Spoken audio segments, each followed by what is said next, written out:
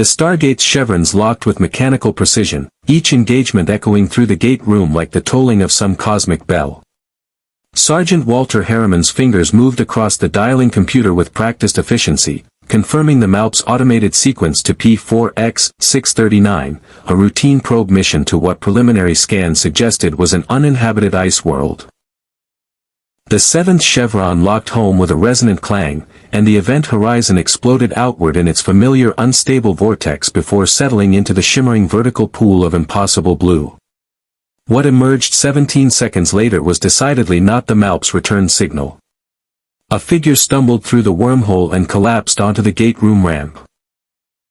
A woman in battered leather and mail armor, blonde hair braided for battle, face marked with Norse war paint that couldn't quite hide the exhaustion etched into Nordic features.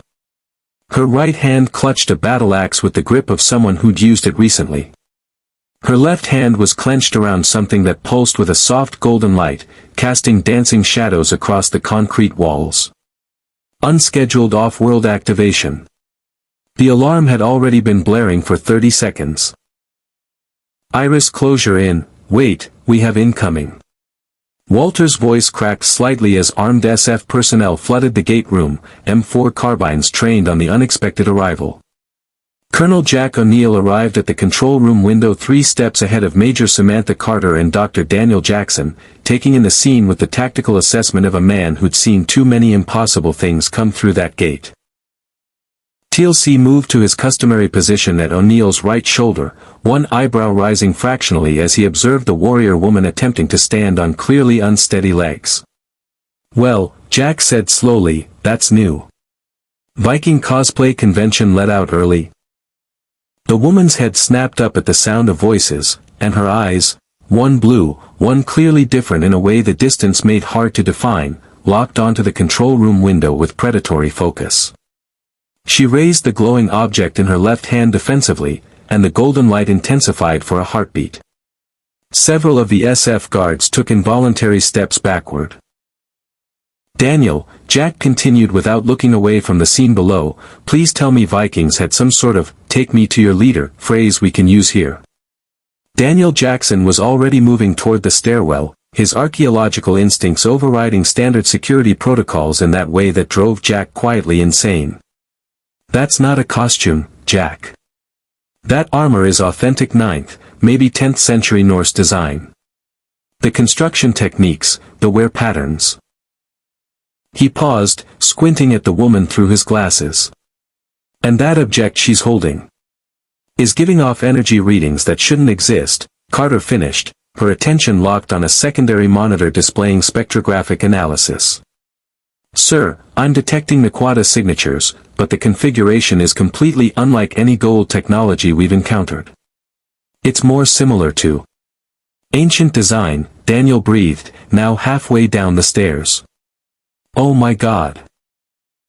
The woman had managed to gain her feet, adopting a fighting stance that put her back to the still active Stargate, giving her clear lines of sight to all entrances. Her grip on the battle axe shifted subtly, and despite her obvious exhaustion, she moved with the fluid economy of a trained warrior. When she spoke, her voice carried the rough edges of someone who'd been shouting recently, words in a language that made Daniel freeze mid-step. Old Norse, he said urgently to the nearest SF guard.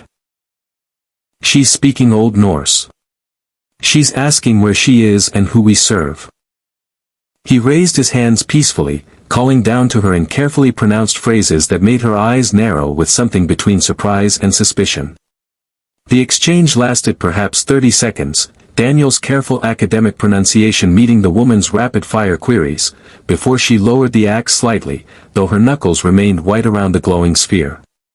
Her name is Eivor, Daniel called up to the control room, his voice carrying equal parts excitement and concern. Eivor Varinsdottir of the Raven clan. She's Jack, she says she was in Vinland, that's what the Norse called parts of North America around the 10th century, exploring something she describes as a temple of the gods when the artifact in her hand activated some kind of gateway. He paused, listening as the woman continued. She calls it the Bifrost. She thinks she's died and crossed into one of the 9 realms. Well, she's not entirely wrong about the gateway part, Jack muttered. He hit the calm button. Tell her she's at a military installation on Midgard, that's Earth, right, and we're not interested in hurting her. But she needs to put down the glowing orb of mystery and the stabby implements. The negotiation took another 5 minutes, during which Eivor's posture gradually shifted from combat-ready to warily curious. The Stargate shut down behind her with its characteristic whoosh, and she flinched at the sound, her grip tightening on the artifact.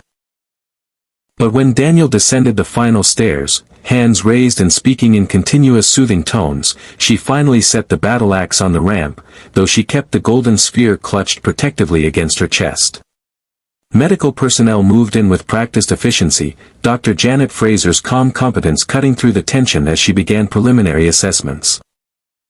Eivor submitted to the examination with the stoic tolerance of someone familiar with battlefield injuries, though her eyes never stopped tracking the armed guards surrounding her, cataloging threats with the systematic attention of a professional warrior. It was Carter who noticed it first. "Sir, the artifact's energy signature just spiked when Dr. Fraser moved the ancient gene detector closer to Eivor." She looked up from her tablet, eyes wide. "The detector is showing a positive reading. She carries the ancient gene."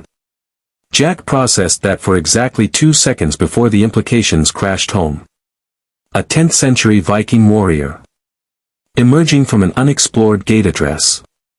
Carrying what appeared to be ancient technology that predated the ancients' presence on Earth by several million years.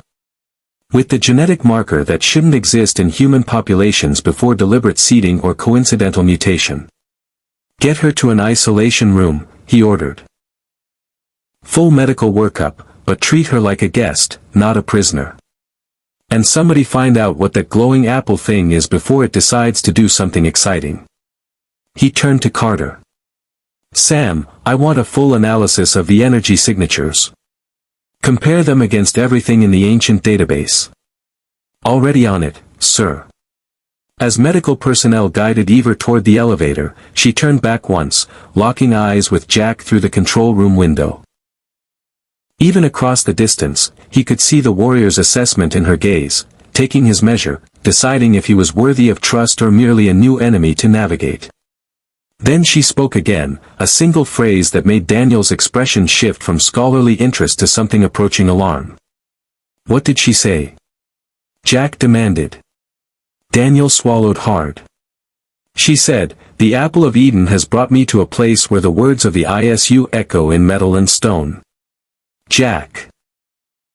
The ISU were a precursor race in Norse mythology, but they shouldn't, there's no historical record of. He stopped, gathering his thoughts. "She's claiming that artifact is called the Apple of Eden, and she seems to think she's in a place built by gods." TLC's voice cut through the sudden silence, measured and thoughtful. "Then perhaps we should discover why the gods chose to send a warrior from Earth's past through the Chapai bearing a weapon that predates human civilization." "Indeed," Jack said quietly, watching the elevator doors close on their unexpected visitor. "Indeed we should." If you want to see more characters enter different universes, hit that subscribe button and drop the name of a character and the universe you'd want to see them in down in the comments below. Indeed. In the isolation room 3 levels down, Eivor sat on the medical bed, the apple of Eden resting in her lap, its golden light pulsing in rhythm with her heartbeat. The metal walls reminded her of descriptions of Asgard from the Skald's tales, but the warriors here carried strange weapons that spat no fire, or no proper armor, and spoke a bastardized version of the language she'd heard in her visions, the voice of the one who called himself Odin, who lived in her memories like a ghost demanding recognition. The visions had been growing stronger since she'd touched the pedestal in the Vinland temple. Now, surrounded by this impossible place's humming technology, they threatened to overwhelm her entirely. She could feel him stirring in the back of her mind, Havi, the High One, whose memories she carried though she'd never lived his life. "This place," the voice whispered in her thoughts. "This place remembers us. The children of the first civilization." Eivor's hand tightened on the apple, and she forced the voice down with the mental discipline she'd learned through years of resisting its pull. Whatever this place was, whatever these people wanted, she would face it as herself, as Eivor wolf-kissed, drengr of the Raven clan. Not as the echo of a dead god seeking resurrection. Dr. Janet Fraser had examined many unusual patients during her tenure at Stargate Command, humans possessed by gold parasites, partially transformed by alien viruses, even one memorable case of Colonel O'Neill with the entire ancient repository downloaded into his brain. But Eivor Varinsdottir presented a unique constellation of medical anomalies that defied easy categorization. Her bone density is remarkable, Janet reported to the observation room where SG-1 had assembled with General Hammond. Consistent with someone who's engaged in intensive physical training from childhood. Multiple healed fractures, all consistent with combat injuries. Muscle development suggests she's exactly what she claims to be, a professional warrior. She paused, tapping her tablet. But her genetic markers are where things get interesting. The ancient gene is present and active, but the expression pattern is different from anything we've seen in modern populations. It's almost as if she inherited it directly rather than through diluted descent, Carter finished. She pulled up a holographic display showing comparative gene sequences. General, the Asgard encountered something similar when they studied the earliest human populations. They theorized that the ancients seeded certain bloodlines with stronger concentrations of the ATA gene for reasons we still don't fully understand. Daniel leaned forward, his academic excitement barely contained. The Norse legends speak of the Aesir, gods who walked among men and fathered heroic bloodlines. If the ancients visited Earth during the medieval period, or even earlier, they could have been mistaken for Norse gods, Jack interrupted. Yeah, we've seen this movie before, Daniel. Goa'uld pretend to be Ra, Zeus, whatever, people worship them, hilarity ensues. Except the ancients didn't usually go in for the false god routine. The timeline doesn't align with known ancient presence on Earth, TLC observed. The ancients ascended millions of years before human civilization developed. Those who remained did not interfere with human development according to their own strict laws. Unless, Carter said slowly, we're not talking about ancients at all. Or at least, not the ancients we know. She manipulated the display, bringing up the energy readings from the Apple of Eden. This artifact's signature is ancient technology, but the design philosophy is completely different. It's more aggressive. Purpose-built for control rather than exploration or research. Through the observation window, they could see Eivor sitting cross-legged on the medical bed, the apple resting before her. She'd allowed Dr. Fraser to complete the examination with stoic cooperation, but she'd refused to be separated from the artifact. Now she appeared to be meditating, her lips moving in what might have been prayer or simply conversation with herself. She's been doing that for 20 minutes, Janet noted. Talking to someone who isn't there. At first I thought it might be a concussion symptom from the gate travel, but her neurological scans are normal. Well, she amended, as normal as anything gets around here. There's unusual activity in her temporal lobe, but it's not pathological. Daniel had moved closer to the window, his expression troubled. In our initial conversation, she mentioned something I didn't include in my first report. She said she carries the memories of someone called Havi, another name for Odin in Norse mythology. She described it as a burden, a voice that speaks with ancient knowledge. He turned to face the others. What if she's not just carrying the ancient gene? What if she's carrying ancient memories? Like a genetic repository, Carter said, her eyes widening. We've seen the ancients store information in DNA before. The device that downloaded knowledge into Jack's brain, the various libraries they left behind, they were masters of biological data storage. If they embedded actual consciousness patterns into certain bloodlines, that would be a massive violation of their own non-interference laws, Daniel protested. The ancients were strict about not influencing lower forms of life. Even the descended ancients we've met refused to break that rule. Jack's voice cut through the speculation with practiced cynicism. Daniel, we've also learned that the ancients weren't exactly saints. They created the replicators in Pegasus, experimented with temporal manipulation, and ascended while leaving behind enough dangerous toys to blow up half the galaxy. Maybe some of them decided the rules didn't apply. General Hammond had been listening in characteristic silence, his weathered features betraying nothing of his thoughts. Now he cleared his throat, drawing all attention. The immediate question isn't the historical implications of Miss Varinsdottir's origins. It's what we do with her and that artifact. SG-1, recommendations. We need to study the apple, Carter said immediately. If it's ancient technology from an unknown period or faction, it could provide crucial insights into their development. The energy readings suggest it's capable of functions we haven't seen in other ancient devices. We need to learn what Eivor knows, Daniel added. Her experiences, her historical context, the temple she found in Vinland, it all points to ancient activity in North America during the medieval period that we have zero archaeological evidence for.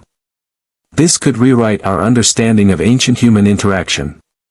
TLC's contribution was characteristically direct.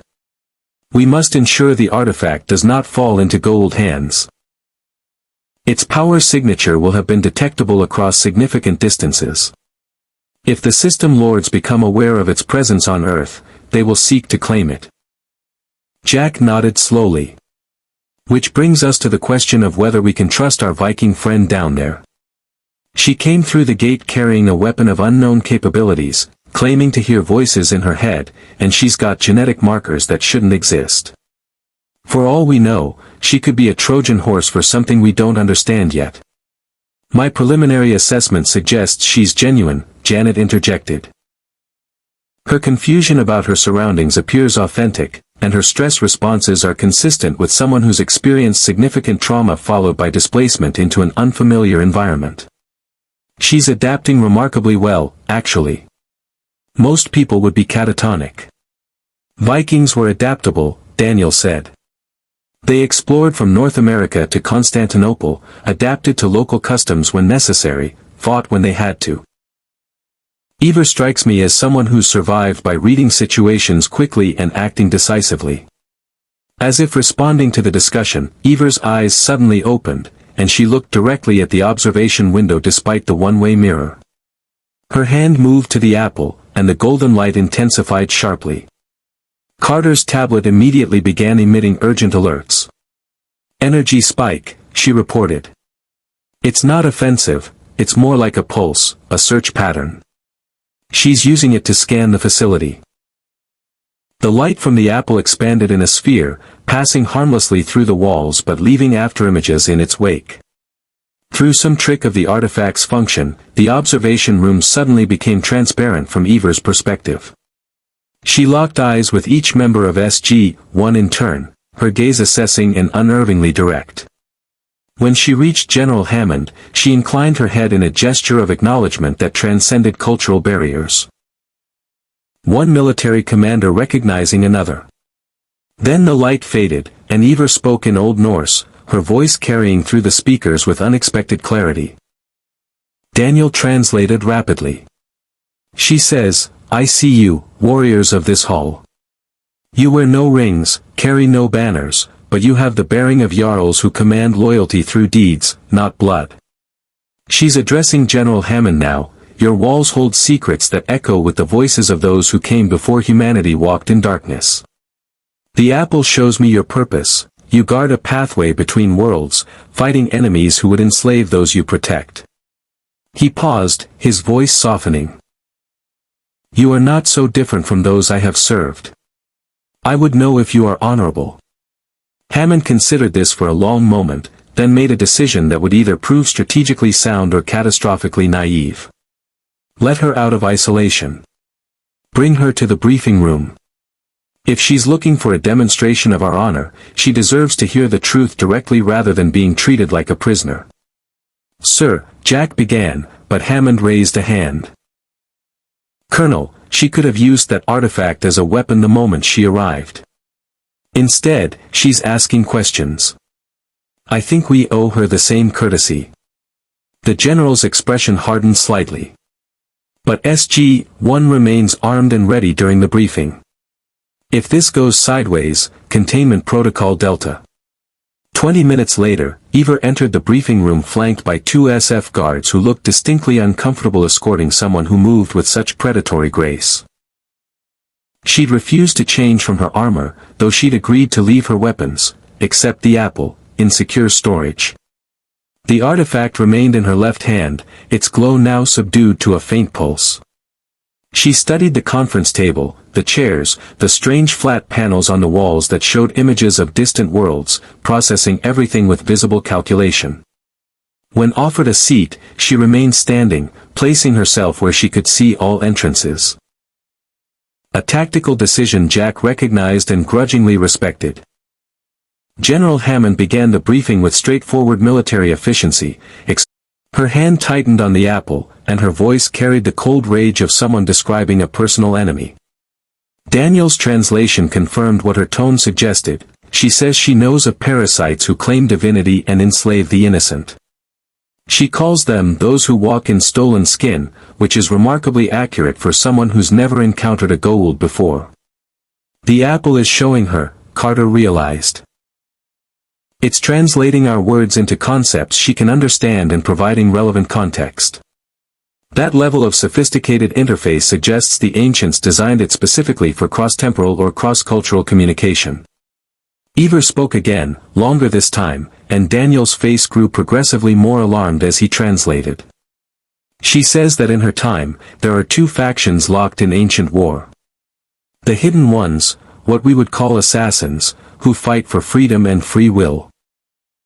And the Order of the Ancients, Templars, who believe humanity must be controlled for its own good, guided by those who possess artifacts like the apple. He swallowed hard.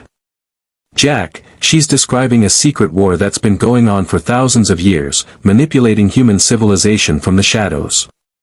And both sides have been searching for pieces of Eden, artifacts of the ISU, the precursor race. ISU, Carter repeated. Not ancients. A different name for the same species? Or a different faction entirely, Daniel suggested. The ancients we know ascended. But what if some of them took a different path? What if they stayed corporeal and tried to control human development instead of observing from a distance?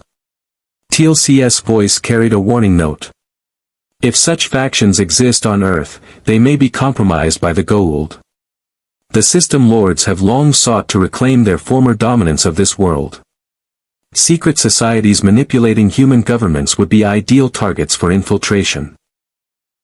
Eivor was watching them closely, and though she couldn't understand the English, she read their body language with the skill of someone trained to detect deception. She set the apple on the conference table, a gesture of trust that made the SF guards tense, and spoke directly to Hammond.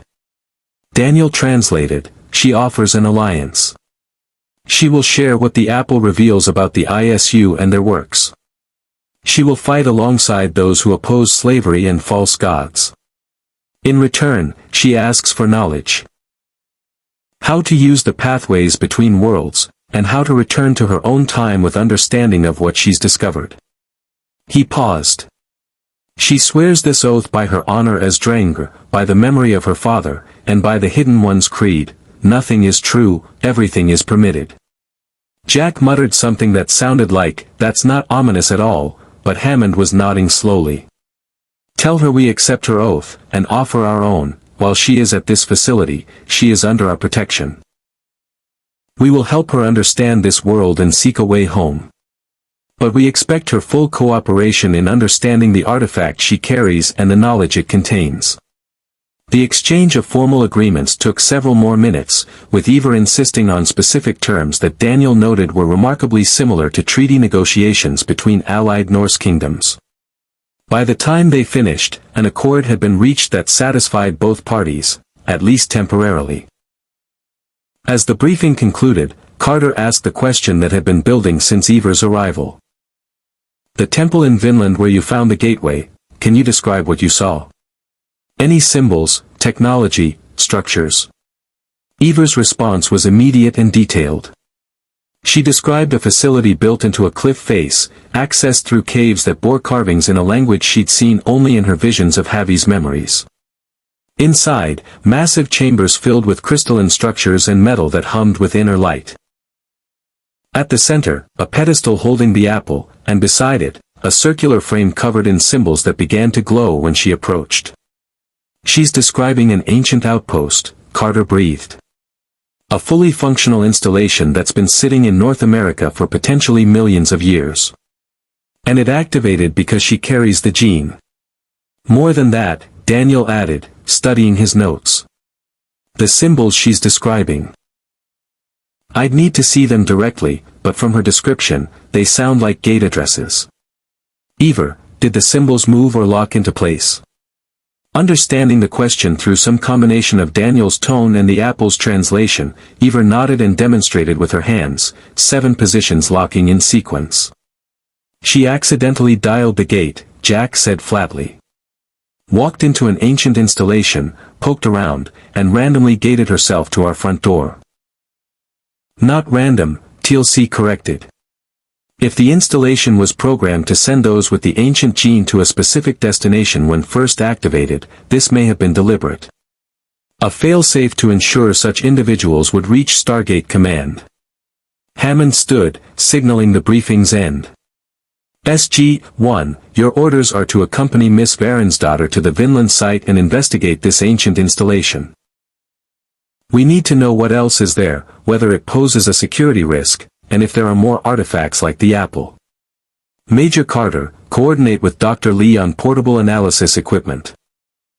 Dr. Jackson, I want a full linguistic analysis of any symbols or text you find. Colonel O'Neill, standard security protocols, this is reconnaissance, not combat, but be prepared for either. And if we find more Vikings hanging around ancient alien temples?" Jack asked. "Invite them back for mead and storytelling," Hammond replied with the barest hint of a smile. Dismissed. As SG-1 filed out, Eivor retrieved the apple from the table, and for just a moment, her eyes changed. The blue deepening to an unnatural luminescence. When she spoke, her voice carried a different timbre, older and colder. Daniel, still in the room gathering his notes, froze. The words were Old Norse, but the accent was wrong, archaic even for Eivor's time period. He translated automatically, "The children of my children walk in halls I built before their sun grew warm." How fitting that they should finally remember. Then Eivor blinked, and her eyes returned to normal. She looked disoriented for a heartbeat before her warrior's composure reasserted itself. She met Daniel's stare and offered a grim smile that acknowledged what had just happened without explaining it. As she left the briefing room, Daniel stood alone with the terrible certainty that they weren't just dealing with a Viking warrior carrying an ancient artifact. They were dealing with an ancient consciousness wearing a Viking warrior as a very patient disguise. The armory on level 18 had seen many strange requisitions during Stargate Command's operational history, but the current scene ranked among the most surreal. Eivor stood before a weapons rack, her experienced eye evaluating the modern firearms with the same systematic attention she'd once given to Damascus steel blades in Constantinople's markets. Master Sergeant Seiler had been assigned the unenviable task of familiarizing a 10th-century Viking with 21st-century weapons technology. "This is the FNP-90, Seiler explained, holding the compact submachine gun with practiced ease. "Standard issue for SG teams. Fully automatic, 50-round magazine, armor-piercing capability. Point and squeeze," he demonstrated the firing stance. Eivor accepted the weapon when offered, her calloused hands finding the grip with surprising natural adaptation. She sighted along the barrel, testing the weight and balance with small movements that betrayed her warrior's instincts. When she spoke in Old Norse, her tone carried grudging approval. "She says it lacks the elegance of a proper blade," Daniel translated from his position near the door, "but she understands the principle. Throwing weapons that never leave your hand, clever, if lacking honor." He paused as Eivor continued. "Though she notes that warriors who rely solely on such tools might forget how to fight when the tools fail. Tell her we still train in hand-to-hand," Jack said, checking his own P90. "And if she wants to see lacking honor, wait until she meets a Jaffa staff weapon. Great for intimidation, terrible for accuracy." The exchange continued for another 30 minutes, Sylar walking Eivor through basic firearms safety and operation while she absorbed the information with focused intensity. She declined the offer of body armor. My mail has turned blades for 20 winters. I trust what I know, but accepted tactical webbing to carry magazines and supplies. The compromise left her looking like some temporal anomaly, 9th century armor paired with 21st century gear. Carter arrived as the weapons briefing concluded, carrying a tablet and wearing the expression of someone who'd made a discovery she couldn't quite believe. "Colonel, we need to talk about the apple before we gate out." They reconvened in an auxiliary lab where the artifact rested on an examination platform, surrounded by scanning equipment that hummed with active analysis. Eivor had reluctantly agreed to temporary separation from the device, though her body language suggested she was tracking its location with the same awareness a warrior tracks their primary weapon. "I've been running comparative analyses against every ancient device in our database," Carter began, pulling up holographic displays. "The apple's energy signature matches ancient technology, but the design philosophy is completely different from anything we've encountered. The ancients we know built tools for exploration, learning, ascension. This," she gestured to the golden sphere, "was built for control." She manipulated the display, showing complex data structures flowing through the artifact's interior. "It's a neural interface device operating on principles we're only beginning to understand. When active, it emits a field that can influence human brain chemistry, specifically, the regions controlling decision-making, impulse control, and perception. In theory, someone skilled in its use could make people see things that aren't there, believe things that aren't true, or compel obedience to direct commands." "Mind control," Jack said flatly. "Great. Because regular ancient death traps weren't enough. It's more sophisticated than that," Carter continued. "The apple also functions as a data repository and sensory enhancement device. It's been feeding Eivor information about our technology, translating our language, providing tactical analysis of her surroundings. That's why she adapted so quickly. The artifact is literally augmenting her cognition." Daniel had moved closer to the display, his academic fascination warring with ethical concern. "In Assassin's Creed mythology, in Eivor's accounts, the pieces of Eden were created by the ISU to control humanity. The humans eventually rebelled, leading to a war that supposedly ended with a cataclysm. If we're saying the ISU and ancients are connected, does that mean the ancients experimented with creating and controlling human life before the version we know ascended? It would explain the genetic markers," Carter said. "The ancient gene isn't just a random mutation, it's an engineered trait. What if the ISU were ancients who chose not to ascend? What if they stayed behind, created modified humans as a labor force, and built devices like the apple to maintain control?" TLC's voice carried the weight of personal experience. "The Goa'uld enslaved the Jaffa with genetic dependency and religious indoctrination. If the ancients engaged in similar practices with early humans, it would fundamentally alter our understanding of their moral character. Or it was a faction," Daniel suggested. "The ancients weren't monolithic. We know some descended to fight the Ori, others broke the non-interference rule. Maybe the ISU were ancients who rejected ascension and tried to build an empire instead. They failed, their civilization fell, and the survivors scattered or died out, leaving only their artifacts and genetic legacy behind." Eivor had been listening in silence, the apple's translation allowing her to follow the conversation despite the language barrier. Now she spoke, and Daniel translated with obvious discomfort. "She says the voice in her head, Havi, the Odin personality, is becoming stronger since arriving here. The ancient technology in this facility resonates with the memories buried in her blood. She sees flashes of a world that came before, cities of crystal and light, humans bred like cattle, a war that shattered continents." He paused.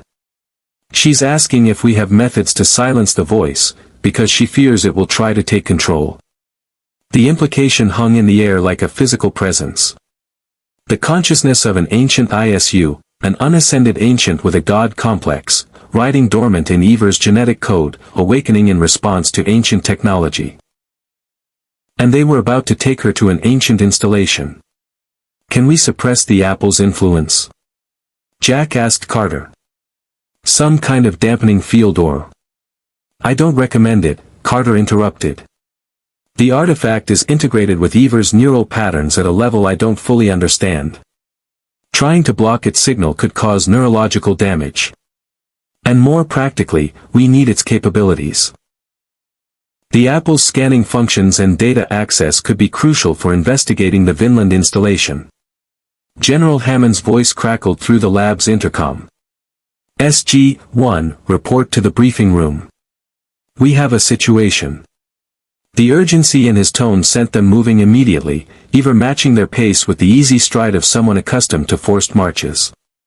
They found Hammond in the briefing room with two unexpected visitors. An elderly man in an unremarkable suit, and a younger woman whose bearing suggested military training despite civilian clothes. The old man stood slowly as they entered, and Daniel inhaled sharply. The symbol on the man's ring was subtle, easily missed, but unmistakable to anyone familiar with historical secret societies, the assassin's insignia. Dr. Jackson, the man said in perfect English touched with a faint Mediterranean accent. Colonel O'Neill. It's an honor to finally meet Stargate Command's flagship team. My name is William Miles. I represent an organization that has operated in the shadows since the time of the Crusades, dedicated to protecting humanity from those who would control it. He glanced at Eivor, and something like wonder crossed his weathered features. We call ourselves assassins.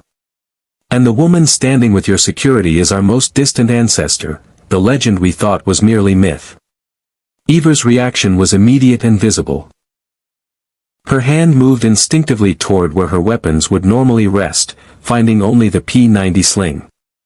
She spoke rapidly in Old Norse, her tone mixing shock with recognition. She knows the symbol, Daniel translated. The hidden ones, the assassins of her time, they used the same mark. She served with them, fought beside them against the order of the ancients. He listened as Eivor continued, her voice urgent. She's warning us that if the hidden ones exist in our time, then so does the order. The Templars. And they will stop at nothing to claim the apple of Eden. Miles nodded gravely. She's correct. The Templar order survived into the modern era, evolved, adapted. They've infiltrated governments, corporations, military organizations, anywhere power exists, they seek to control it.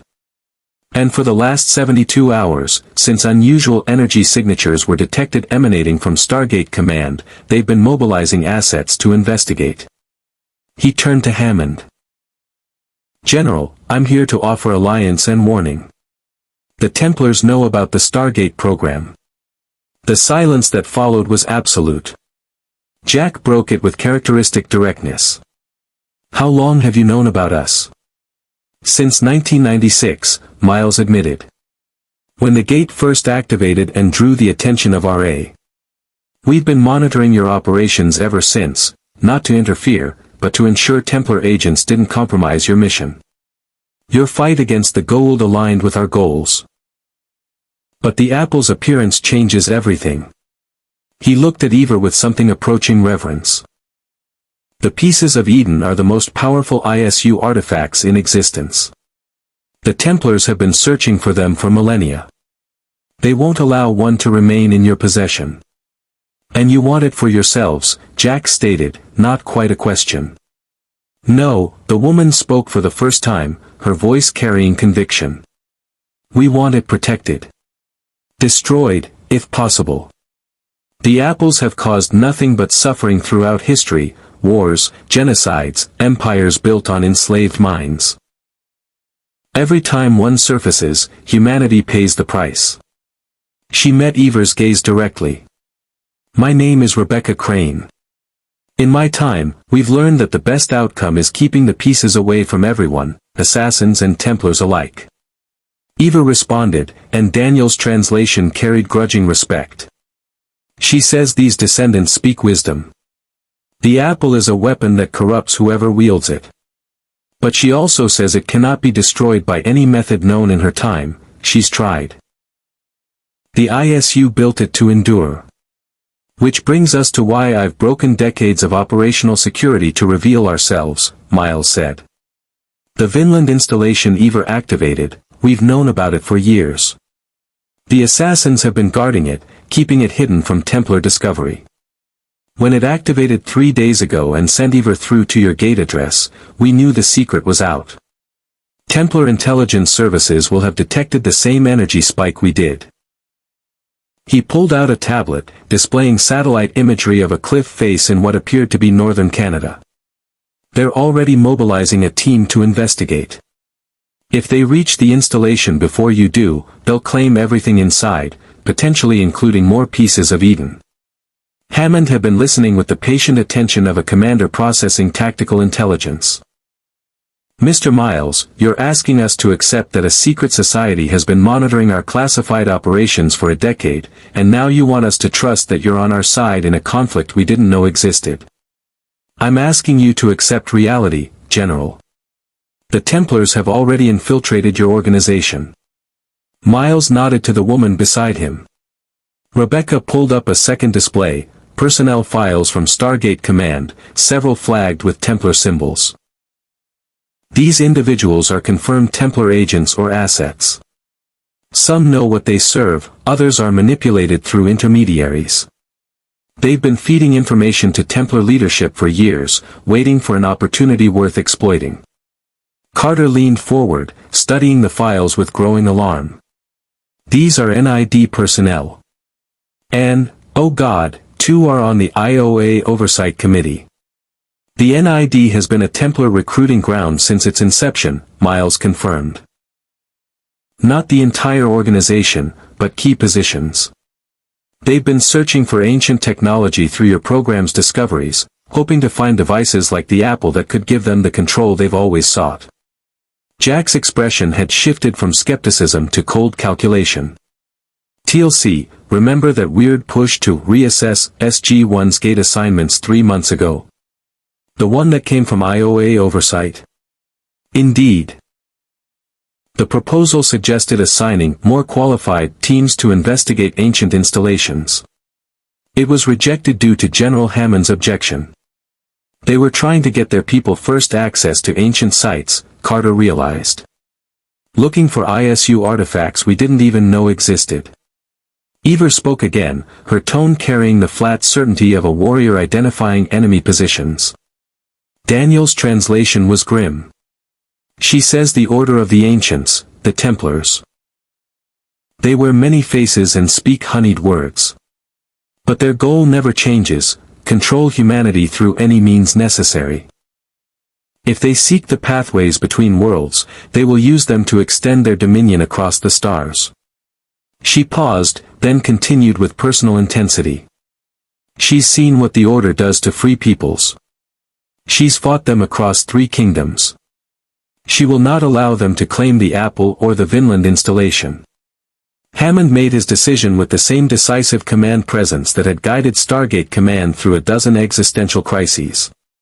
Mr.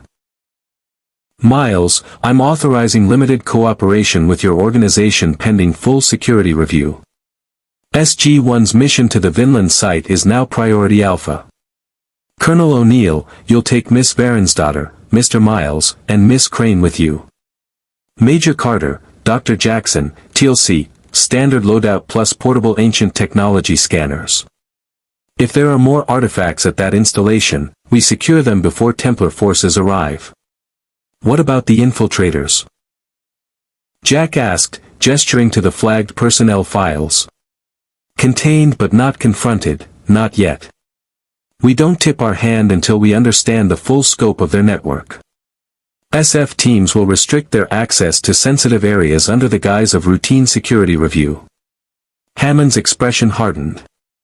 But if they make a move toward the gate room or communications, they're detained immediately. Miles nodded approvingly. A sound strategy, General. For what it's worth, the assassins stand ready to provide additional support.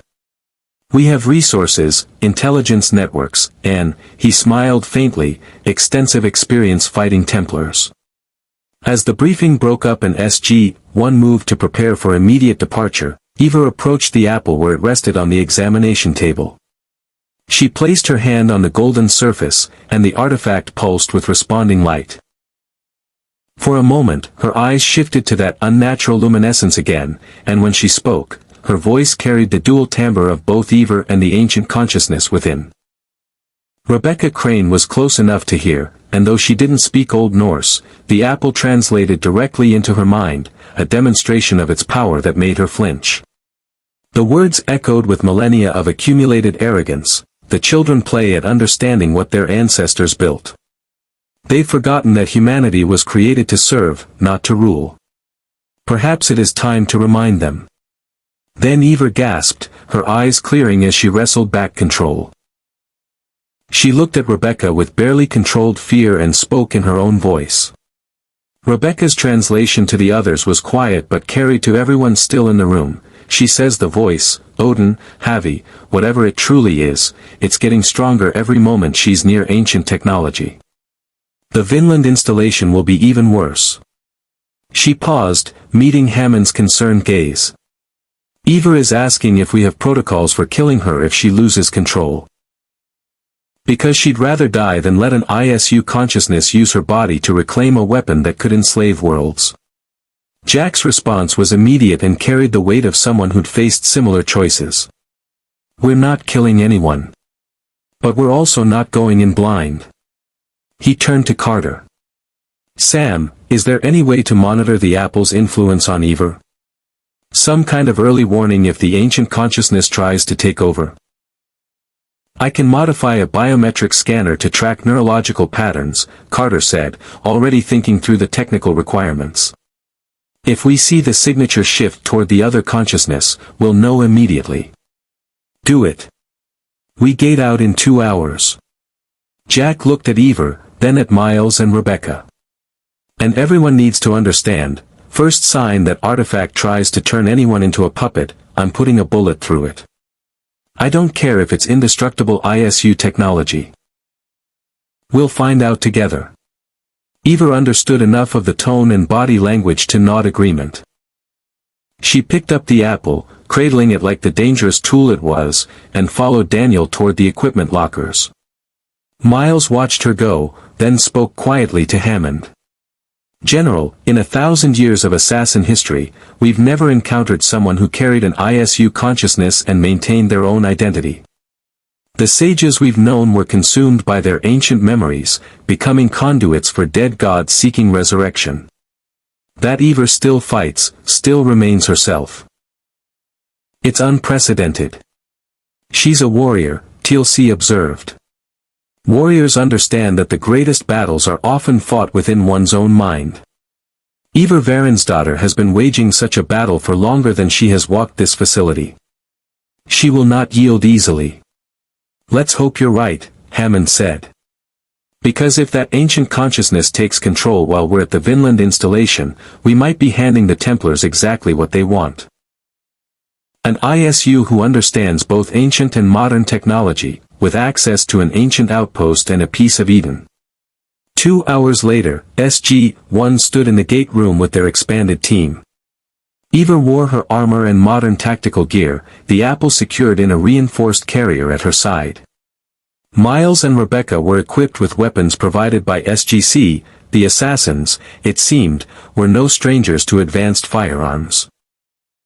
Carter had distributed the modified biometric scanners, small devices that clipped to Eivor's armor and transmitted constant neurological readings. The Stargate began its dialing sequence, chevrons locking with mechanical precision. As the event horizon established, Eivor stepped forward to stand beside Jack at the foot of the ramp. She spoke in Old Norse, and Daniel translated one last time before they departed, she says. I have crossed the whale road seeking glory, walked the corpse-strewn fields of England, raided the rich halls of Francia. But never have I imagined I would walk between worlds to face enemies who wear the faces of gods. She's asking the All-Father for strength, though she suspects the god she's praying to might be the very thing she's fighting within her own mind. "Yeah," Jack said quietly. "That's going to be awkward." He raised his voice to address the full team. "All right, people. We're walking into an ancient installation that's been sitting undisturbed for who knows how long, racing against Templar forces who may already be on site, accompanied by a Viking warrior carrying a mind control device and fighting possession by an ancient consciousness. Standard Tuesday at Stargate Command. Stay sharp, watch your sectors, and if anyone starts monologuing about humanity's destiny, shoot first, ask questions later." He nodded to Walter in the control room. "Send the MALP through, confirm the other side is clear. Then we're going in hot." The MALP rolled through the event horizon, and 30 seconds later, Walter's voice confirmed, "MALP transmission stable. Atmospheric readings normal. Temperature -3 Celsius. No hostiles detected. But sir, the MALP sensors are picking up massive energy readings consistent with multiple active ancient systems. That installation isn't dormant. It's fully operational." Jack and Hammond exchanged a look that carried a decade of shared near-death experiences and impossible victories. "Of course it is," Jack muttered. "TLC, you want to say it?" TLC raised one eyebrow. "Indeed. SG-1, move out." Jack commanded, and they stepped through the shimmering event horizon, carrying a 10th-century Viking warrior into the heart of an ancient installation where the lines between gods, aliens, and human destiny were about to become impossibly blurred. The wormhole collapsed behind them with its characteristic whoosh, leaving the gate room empty and waiting.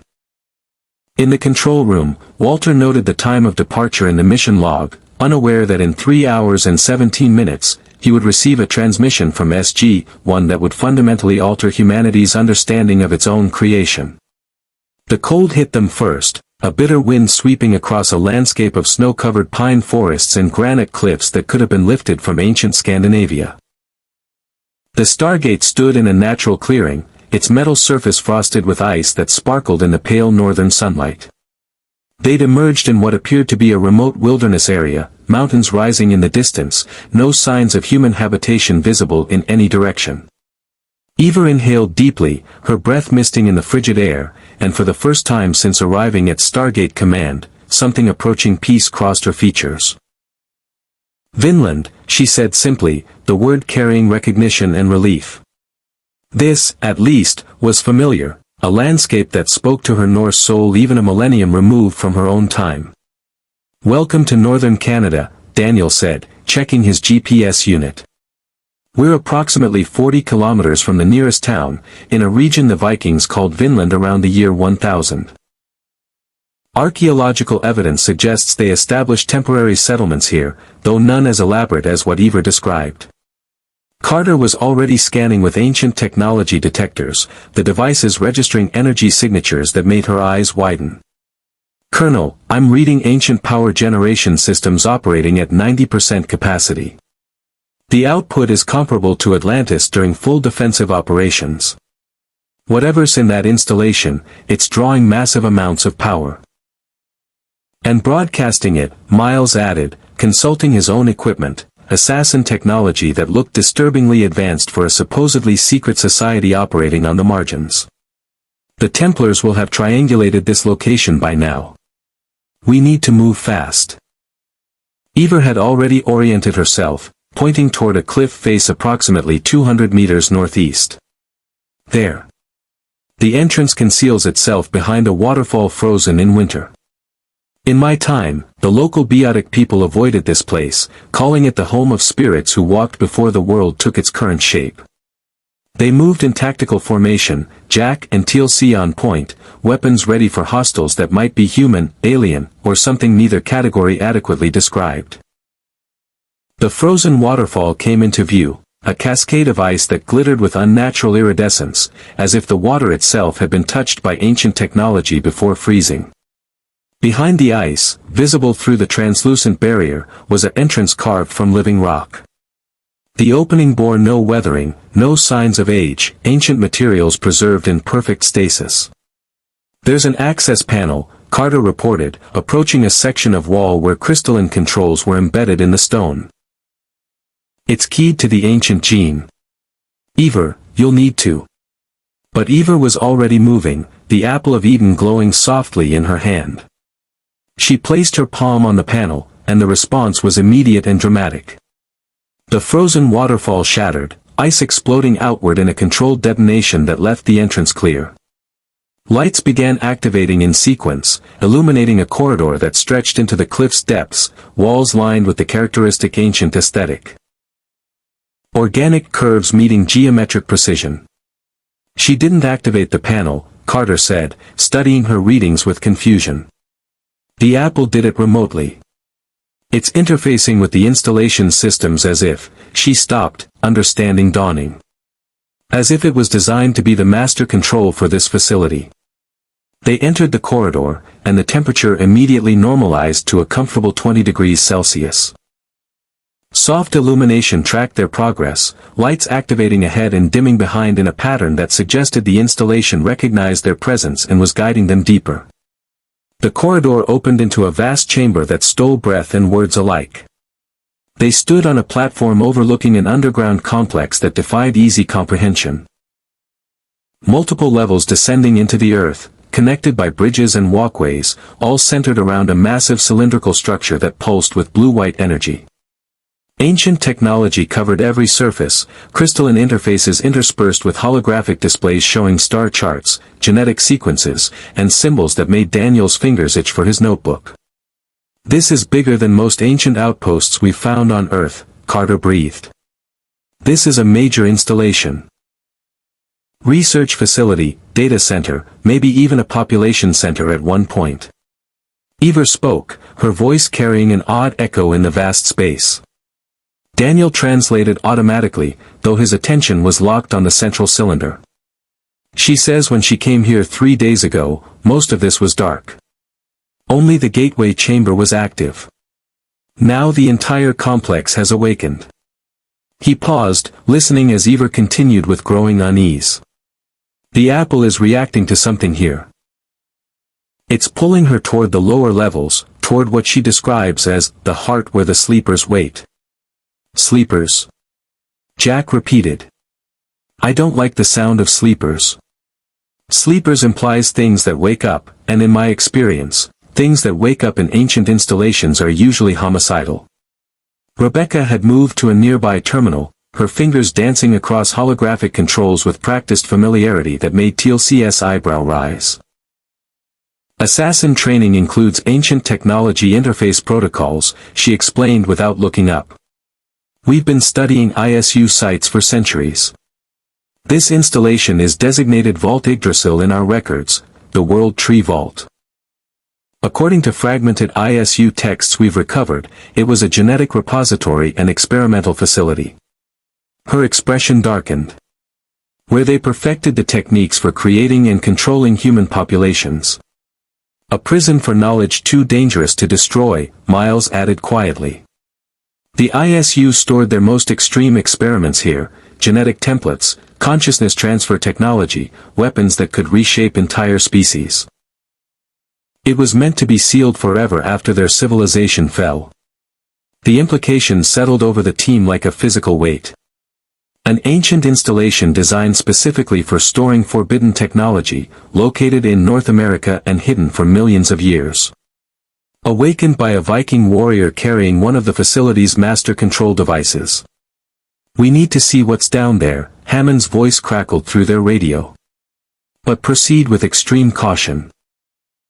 If this facility contains ancient weapons or experimental technology, it could pose an existential threat. They descended through the complex, following the path the apple seemed to dictate through Eivor's increasingly mechanical movements.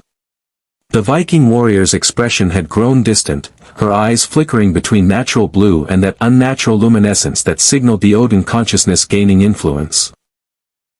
Daniel walked beside her, speaking softly in Old Norse, trying to keep Eivor anchored to her own identity.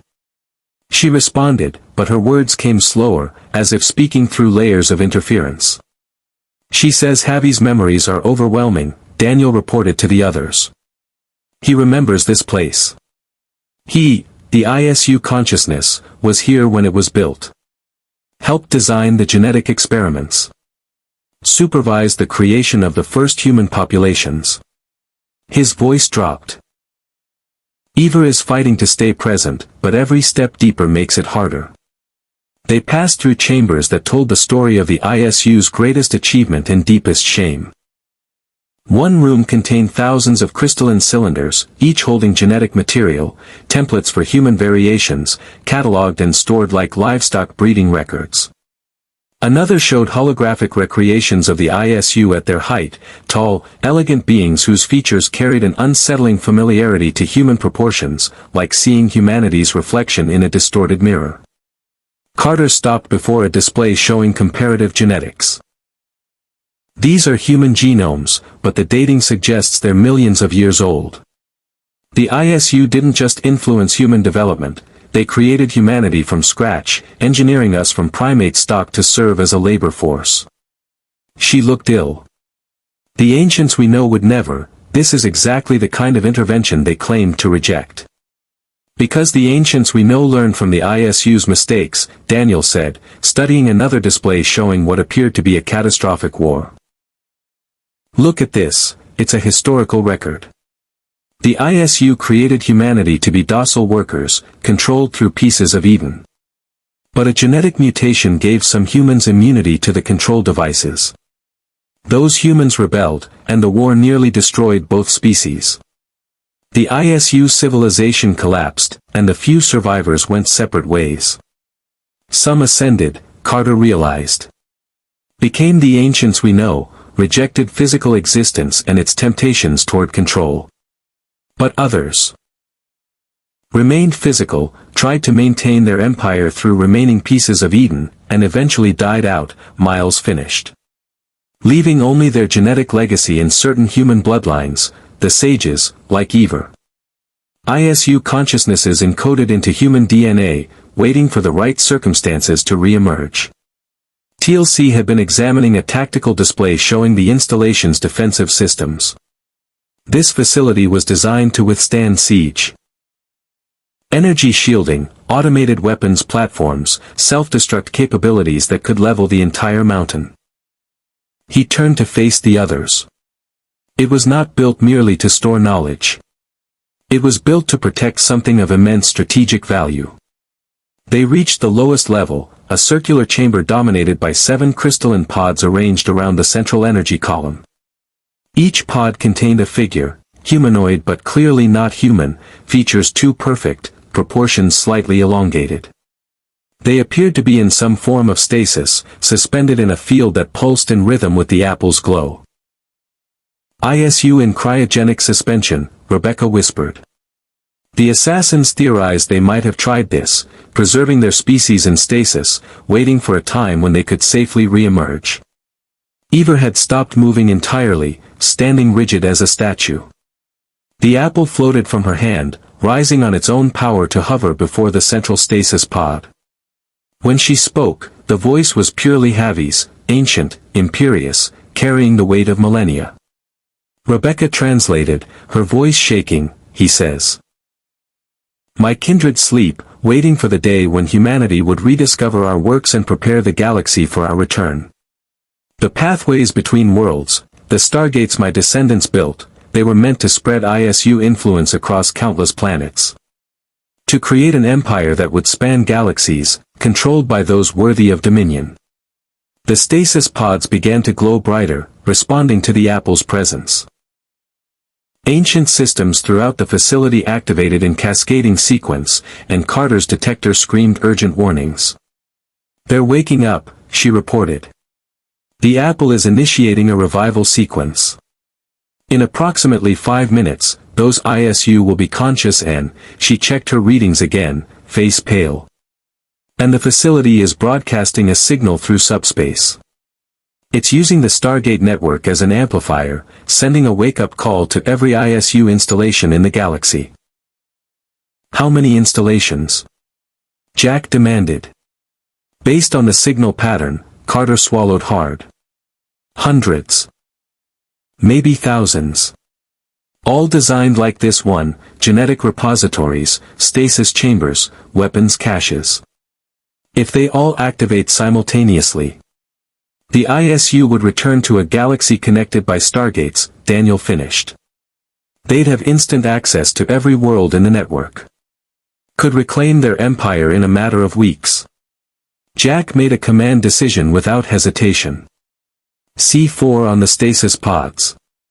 We're not allowing ancient alien overlords to wake up and start their galactic conquest. Move. But before anyone could act, Eivor, or the consciousness controlling her, moved with impossible speed. She caught the apple from the air, and the artifact blazed with golden radiance. The team found themselves frozen, unable to move their bodies despite full consciousness and awareness. The apple's control was absolute. Javi's voice spoke through Eivor's mouth, now in perfect English, the apple translating, or perhaps the ancient consciousness simply accessing Eivor's learned languages. You will not interfere with our awakening. Humanity served us once and will serve us again. The Goa'uld are pretenders playing at divinity with stolen technology. The Asgard are a dying race whose time has passed. Even the Ascended, my foolish kin who rejected physical existence, they cannot prevent our return. We who remained, we who perfected the art of control, we will reshape the galaxy in our image. Miles struggled against the paralysis, managing to force words through gritted teeth. Eivor is still in there. Fight him. For a moment, nothing changed. Then Eivor's left hand, the one not holding the apple, twitched. Her lips moved, forming words in Old Norse that carried desperate defiance beneath the ancient consciousness's control. Daniel, frozen but still able to speak, translated with urgent intensity. She says, I am Eivor, daughter of Varin, wolf-kissed of the Raven clan. I have sailed storm-tossed seas and faced death in shield walls where cowards fled. I have resisted your voice for 20 winters, Javi. I will not yield my will to a dead god seeking to enslave free peoples. The apple's glow flickered, just once, but enough to show the internal battle raging within Eivor's mind. The paralysis on the team weakened fractionally. TLC seized the moment, his Jaffa strength and iron will allowing him to break through the weakened control. He raised his staff weapon, targeting the central stasis pod. If you do not release them, I will destroy your sleeping kindred. Choose quickly. The Javi consciousness laughed, a sound of pure arrogance that echoed through the chamber. You cannot. The apple protects them. Even should you fire, the energy will be deflected. You are cattle threatening wolves. Know your place. He's bluffing, Carter said, having worked free enough to access her scanner. The apple's power is spread too thin. Controlling all of us, maintaining the stasis revival sequence, defending the pods. It can't do everything simultaneously. Eivor knows this. That's why she's fighting, buying us time. Rebecca had managed to draw a concealed blade. Assassin training, apparently, included resistance to mental control techniques. There's another option. Ancient consciousness can be disrupted if the host suffers significant trauma. It's not permanent, but it breaks the connection long enough to. Don't, Jack ground out, forcing his trigger finger to move millimeter by millimeter toward his P90's trigger. Eivor, if you can, hear us, you need to fight this, yourself. Don't let this bastard steal what you are. Eivor's eyes flickered, blue, then luminescent, then blue again. The internal war was visible in micro-expressions crossing her face, centuries of ISU arrogance meeting the stubborn will of a Viking warrior who'd built her entire identity on the refusal to bow to gods, kings, or fate. When she spoke again, it was her own voice, forced through tremendous effort. The Hidden Ones taught me, nothing is true, everything is permitted. If consciousness can be written into blood, it can be rewritten. The apple's glow began to pulse erratically. Eivor was doing something with it, turning its power inward, using the device's neural interface capabilities against the very consciousness trying to control her. She's attempting to isolate the ISU memories, Carter realized, watching the energy readings shift in impossible ways. Using the apple to partition her own mind, separating Eivor's consciousness from Javi's. But that should be impossible, the genetic encoding is too deep, too integrated. Eivor Varinsdottir does not concern herself with impossibility, TLC stated with absolute conviction. She concerns herself with victory. The battle reached its crescendo in silence. No external display of power, just a warrior's mind fighting for its own sovereignty against a parasite that had written her genetic code since birth. The apple began to fracture, hairline cracks spreading across its golden surface as Eivor forced it to perform functions it was never designed for. Then, with a sound like breaking glass, something gave way. The paralysis released. The team stumbled, weapons coming up instantly. The apple fell from Eivor's hand, smoking and damaged, its golden glow now intermittent and weak. Eivor herself collapsed to her knees, gasping, blood running from her nose and ears, the physical cost of the mental war she'd just waged. But when she looked up, her eyes were blue. Purely, unambiguously blue. Javi is silent, she said in Old Norse, and Daniel's translation carried wonder. For the first time since childhood, there is no voice but mine in my thoughts. The apple.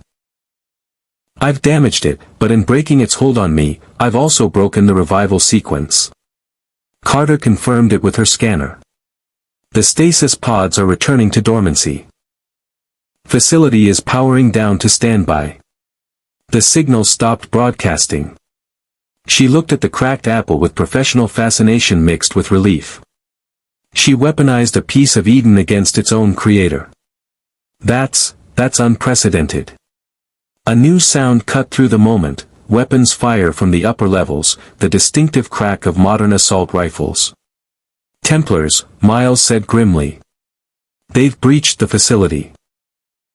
Jack was already moving, tactical instincts overriding the philosophical implications of what they'd just witnessed.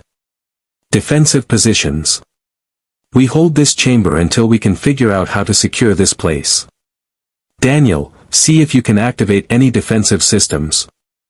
Sam, I want options for either extracting these sleepers or making sure they stay asleep permanently. TLC. I shall greet our visitors with appropriate hospitality, TLC finished, staff weapon already charged. Eivor retrieved her damaged axe and the fractured apple, standing on unsteady legs but with the determined expression of a warrior who'd faced worse odds. She spoke to Rebecca, who translated for the group. She says the Templars seek control through ISU technology, just as the Order of the Ancients did in her time. They will not claim this place or these weapons. She has fought them across 3 kingdoms, she will fight them across time itself if necessary. The weapon's fire grew closer. Voices echoed through the installation, commands in English, coordinated tactical movement. Professional soldiers, well-equipped and clearly briefed on their objective. As the first Templar forces entered the lower chamber, they found SG-1 and their allies positioned in defensive cover, weapons ready, protecting 7 sleeping gods and the secrets of humanity's artificial creation. The battle for Vault Yggdrasil had begun. And in the balance hung the question of whether humanity's future would be shaped by free will or ancient control, a question that would be answered in the next desperate minutes, in the depths of an ISU facility where the line between human and tool had first been drawn millions of years ago. The Templar assault team entered the chamber with professional precision. 12 operators in tactical gear that bore no national insignia, carrying weapons that mixed standard military hardware with technology that made Carter's eyes narrow in recognition. Ancient-derived energy shields shimmered around their lead elements, and their point man carried what appeared to be a handheld version of a gold ribbon device, modified for human use. They've been raiding NID stockpiles, Jack muttered, sighting down his P-90. That's our stolen alien tech they're using. The Templar commander, a woman in her 40s with the bearing of someone accustomed to absolute authority, called out in crisp English. Stargate command personnel, you are interfering with a lawful recovery operation. The artifacts in this facility are the sovereign property of the Templar Order by right of historical precedent. Stand down and you will not be harmed. Lawful? Daniel called back from behind cover. You broke into a secure site in Canadian territory using stolen military technology. I'm pretty sure that's the opposite of lawful. The laws of nations do not apply to ISU heritage sites, the commander replied.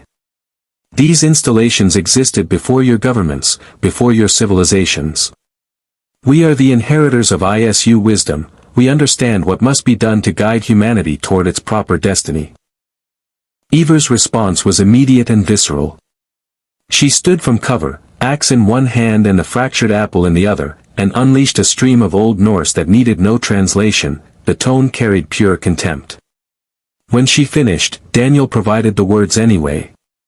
She says, I have heard such claims from every tyrant and would-be god from Kjok the Cruel to King Alfred of Wessex. You speak of destiny as if it gives you right to forge chains for free peoples. The Hidden Ones taught me that those who seek to control others always believe they do so for the greater good. You are not inheritors of wisdom, you are inheritors of slavery, dressed in new armor but wielding the same ancient chains. The Templar commander's expression hardened. The sage. We wondered where Eivor Wolf-Kissed had gone when she vanished from historical record in 891 AD. Now we understand, you've been preserved, brought forward to this era. Even better. The genetic knowledge you carry makes you invaluable to our work. She signaled her team. Capture the sage alive. Kill anyone who resists. The energy shields flared as the Templar forces advanced, their modified ancient technology providing protection that conventional weapons struggled to penetrate. Jack's P-90 rounds sparked off the barriers, and even TLC's staff weapon blasts were partially absorbed. Those shields are adapting to our weapons. Carter reported. It's ancient technology combined with something else, maybe Asgard defensive algorithms. They're learning our attack patterns in real time. Miles and Rebecca moved with the fluid precision of assassins who'd fought Templars for centuries. Rebecca produced a device from her pack, a small cylinder that emitted a pulse of energy when activated. The nearest Templar shield flickered and died, leaving its operator exposed. TLC's follow-up staff blast sent the man sprawling. Electromagnetic pulse tuned to ancient power frequencies, Rebecca explained, distributing similar devices to SG-1. We've learned a few tricks over the years. The battle devolved into close-quarters chaos as the Templar forces pushed into the chamber. Ancient technology clashed with modern warfare, creating a surreal battlefield where energy weapons and assault rifles fired alongside throwing knives and hidden blades. The assassins moved like shadows, exploiting every gap in Templar formations with centuries of accumulated tactical knowledge. Eivor fought like the legendary warrior she was, her battle-axe cleaving through shields weakened by Rebecca's devices while the damaged apple pulsed sporadically in her offhand. Even fractured, the artifact retained enough power to project illusions, phantom warriors that confused Templar targeting, holographic duplicates that drew fire away from real targets. But the Templars had numbers and technology. For every operator that fell, two more pressed forward. Their commander remained at the chamber entrance, protected by her own enhanced shield, directing the assault with cold tactical efficiency. They're trying to flank us through the side passages, Carter warned, spotting movement on her scanner. We're going to be surrounded in less than 2 minutes. Daniel had been working frantically at the ancient terminal, his fingers dancing across holographic controls while consulting the symbols Eivor had described from her first visit. I think I can activate the facility's defensive systems, but the command sequences are encrypted with ISU-specific protocols. It's going to take time we don't have. Then we make time, Jack said. He switched his radio to the frequency Hammond had provided for emergencies. Stargate Command, this is SG-1 Actual. We are engaged with hostile forces at the Vinland site. Request immediate backup through the gate. Authorization code Romeo Tango 7 Alpha. Hammond's response came through with the crackle of concern. SG-1, backup is spinning up now. But Colonel, we're detecting massive energy fluctuations from your location. What's your status on those stasis pods? Currently using them as really expensive cover while we fight off Templar wannabe gods.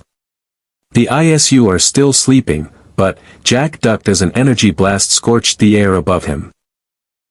Sir, if the Templars get control of this facility, they'll have access to ancient genetic engineering technology and 7 preserved ISU. That's a worst-case scenario I'd rather avoid. Understood. SG Teams 3, 5, and 9 are gating to your location in 90 seconds. Hold your position. But 90 seconds in combat is an eternity.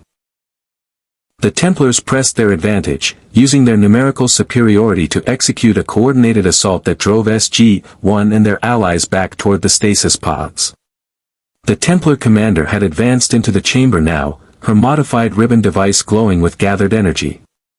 Enough, she commanded, and the device unleashed a wave of force that sent everyone not protected by ancient shields sprawling. Eivor took the brunt of it, her armor absorbing the impact but leaving her stunned on the ground, the apple rolling from her grasp. The commander strode forward, her attention locked on the fractured artifact. The Apple of Eden. We've been searching for this specific piece for 300 years. The legend said it was lost when Eivor Varinsdottir disappeared. Now it returns to its rightful keepers. She reached for the apple, and that's when everything went catastrophically wrong. The artifact pulsed once, not with golden light but with brilliant white radiance that spoke to emergency protocols activating. Eivor's attempt to partition the heavy consciousness hadn't destroyed it, merely isolated it within the apple itself.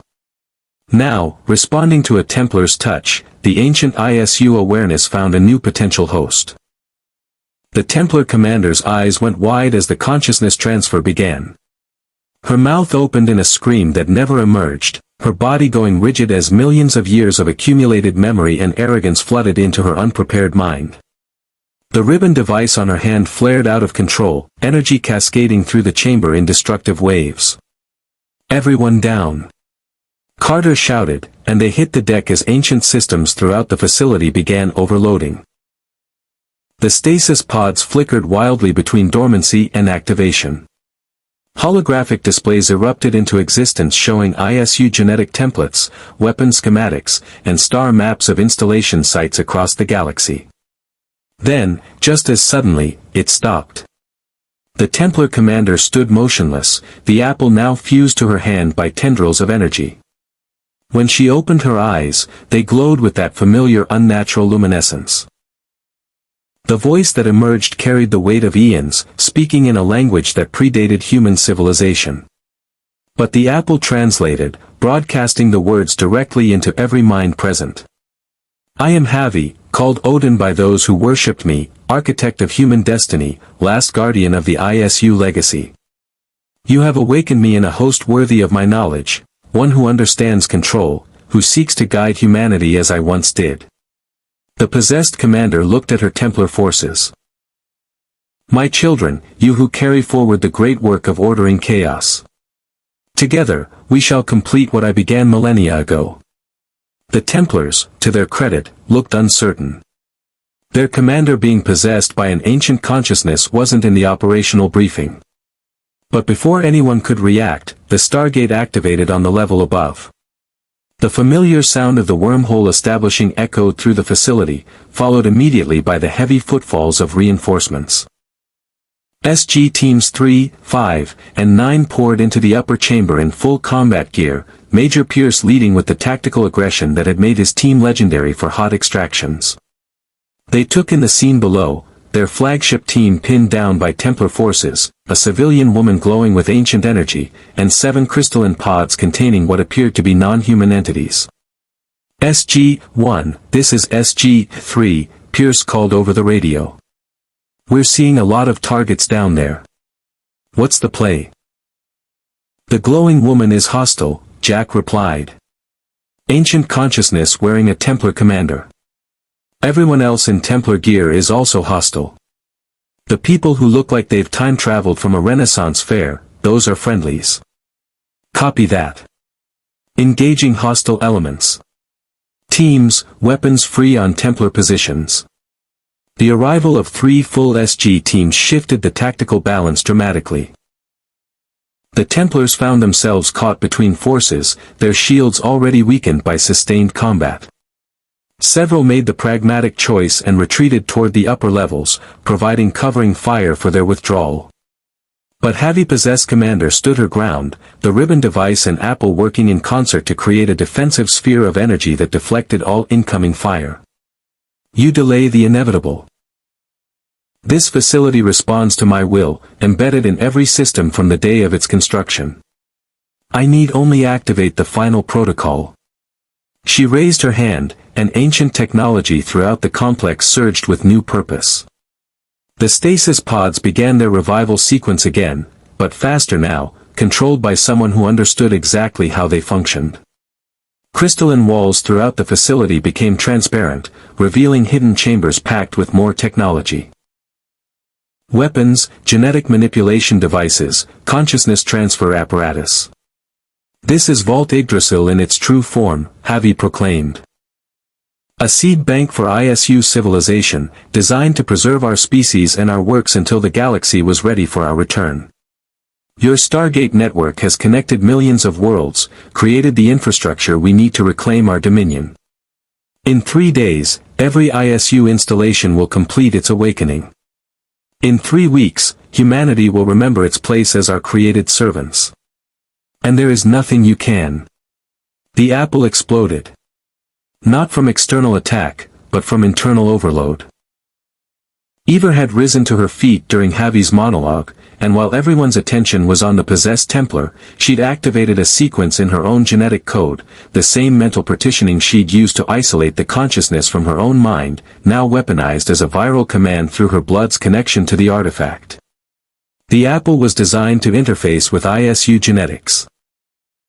Eivor's blood was ISU, and she'd just told the device to self-destruct in a way it couldn't ignore or override. The explosion wasn't physical but energetic, a pulse of ancient power that cascaded through every connected system in the facility. The stasis pods immediately reverted to dormancy, sealing with an audible hiss of finality. The revival sequence crashed, corrupted beyond recovery. And most crucially, the consciousness of Havi extended beyond the apple into the possessed commander, and the facility itself found its connection severed. The Templar commander collapsed, the ribbon device on her hand melting from overload. The glow faded from her eyes, leaving only a traumatized human who'd been ridden by an ancient god and survived. Eivor stood amid the wreckage of the destroyed apple, blood running from her eyes and ears, her body trembling from the effort of what she'd done. When she spoke, her voice was hoarse but purely her own. Daniel translated through the ringing in his ears. She says, "The apple is destroyed. The installations across the galaxy will no longer receive the awakening signal. Havi's consciousness is dispersed beyond recovery. I have killed the god who rode my blood since birth, and I am finally free." Then she collapsed, and TLC caught her before she hit the ground. The remaining Templar forces used the chaos to complete their retreat, dragging their commander and Fallen with them. Jack made the tactical decision not to pursue, they had bigger concerns than prisoners. Carter was frantically scanning the stasis pods. The revival sequence is locked out at the fundamental level. Without another apple or similar ISU control device, there's no way to wake them. The facility itself is in emergency shutdown. It'll take decades, maybe centuries of work to even understand all the systems here, let alone reactivate them. Miles approached the central pod, studying the sleeping ISU within with an expression of profound relief. 7 preserved members of the race that created humanity. A complete genetic engineering facility. Weapons we can barely comprehend. All of it locked away because a Viking warrior chose freedom over power. He looked at Eivor's unconscious form. The assassins have fought for 1,000 years to prevent exactly this scenario. She accomplished in 3 days what we couldn't guarantee in a millennium. Daniel was already documenting everything with his camera, the archaeologist in him recognizing this as the most significant discovery in human history. This rewrites everything we thought we knew about human origins. The ancients didn't just influence Earth, they created us, built us from scratch. And then some of them regretted it so much they ascended to escape the guilt. The question, Hammond's voice came through the radio, he'd been monitoring the entire engagement, is what we do with this installation now.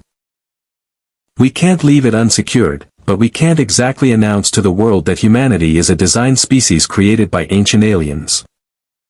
Jack looked around the chamber, at the sleeping ISU, the damaged technology, the secrets that could fundamentally alter human civilization's self-understanding. Then he made the call that would define his career. We seal it. Lock it down with every security measure we can implement. Post guards, install sensors, and make damn sure nobody Templar, Goa'uld, or otherwise gets access. This place becomes the most classified site in the Stargate program, more secret than the gate itself. He paused, then added, and we make sure Eivor gets a say in what happens to her ancestors' legacy. She's earned that right. Rebecca was checking on the Templar commander, who was conscious but barely coherent. She's in shock but alive.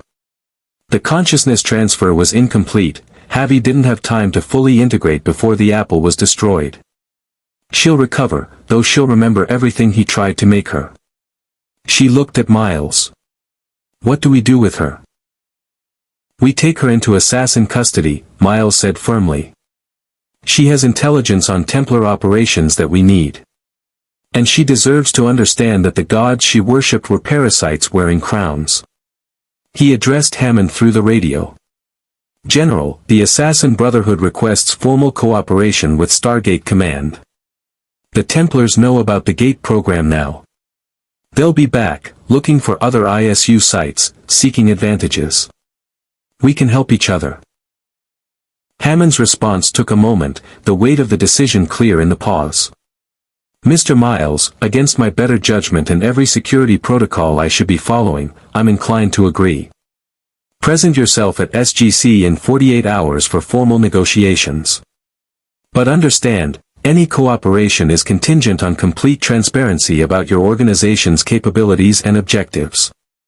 Understood, General. The age of secrets may be ending for all of us. Dr. Fraser's voice cut into the channel. Colonel O'Neill, I need Miss Varinsdottir back at the SGC immediately for medical treatment. Her vital signs are deteriorating, whatever she did to destroy that artifact, it's causing massive neurological strain. Jack looked at Eivor, still unconscious in TLC's arms. The Viking warrior who'd crossed time, fought a god riding her own genetics, and saved the galaxy from an ISU restoration, and they didn't even know if she'd survive the victory. Pack it up, people. SG-3, establish a perimeter and secure this facility until we can get engineering teams on site. SG-5 and 9, catalog what you can and prepare full reports. SG-1, we're heading home with our guest of honor. As they carried Eivor back toward the upper levels and the waiting Stargate, Daniel took one last look at the Chamber of Sleeping Gods. You know, in Norse mythology, Ragnarok was supposed to end with the old gods dying and a new world emerging. Maybe that's what just happened here, the final death of the ISU, making way for humanity to write its own destiny. Pretty sure Ragnarok was supposed to have more fire and less ancient technology, Jack replied. But I'll take the metaphor. Come on, let's get our Viking home before she misses whatever passes for Valhalla in her timeline. They stepped through the Stargate, leaving Vault Yggdrasil in darkness once more. Its secrets preserved, its sleepers undisturbed, a monument to the day humanity learned it was created to serve but chose instead to be free. And deep in the facility's data cores, isolated from all networks and slowly degrading without the Apple's maintenance, the last fragments of Javi's consciousness finally dissipated into randomized data. The last ISU mind in existence faded into digital static, his final thought a recognition both bitter and strangely proud. The created have surpassed the creators. Perhaps that was the point all along.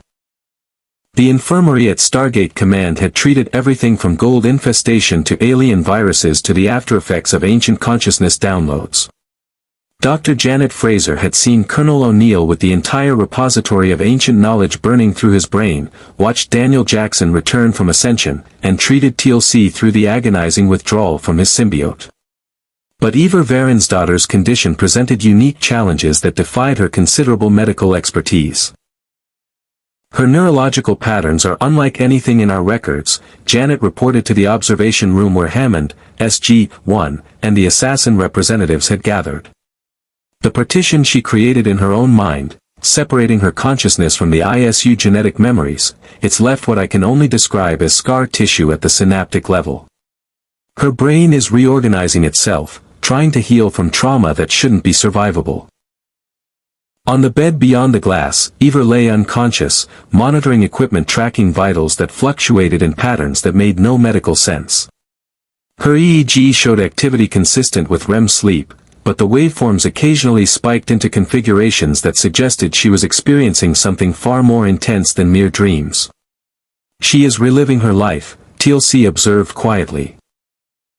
When a Jaffa warrior undergoes Kelnorim, the deep meditation with one symbiote, memories surface with great clarity. Eivor Wolf-Kist is performing similar work, reviewing her existence without the filter of Javi's consciousness, reclaiming memories that were always shadowed by his presence. Carter had been analyzing the genetic samples they'd taken with Eivor's prior consent.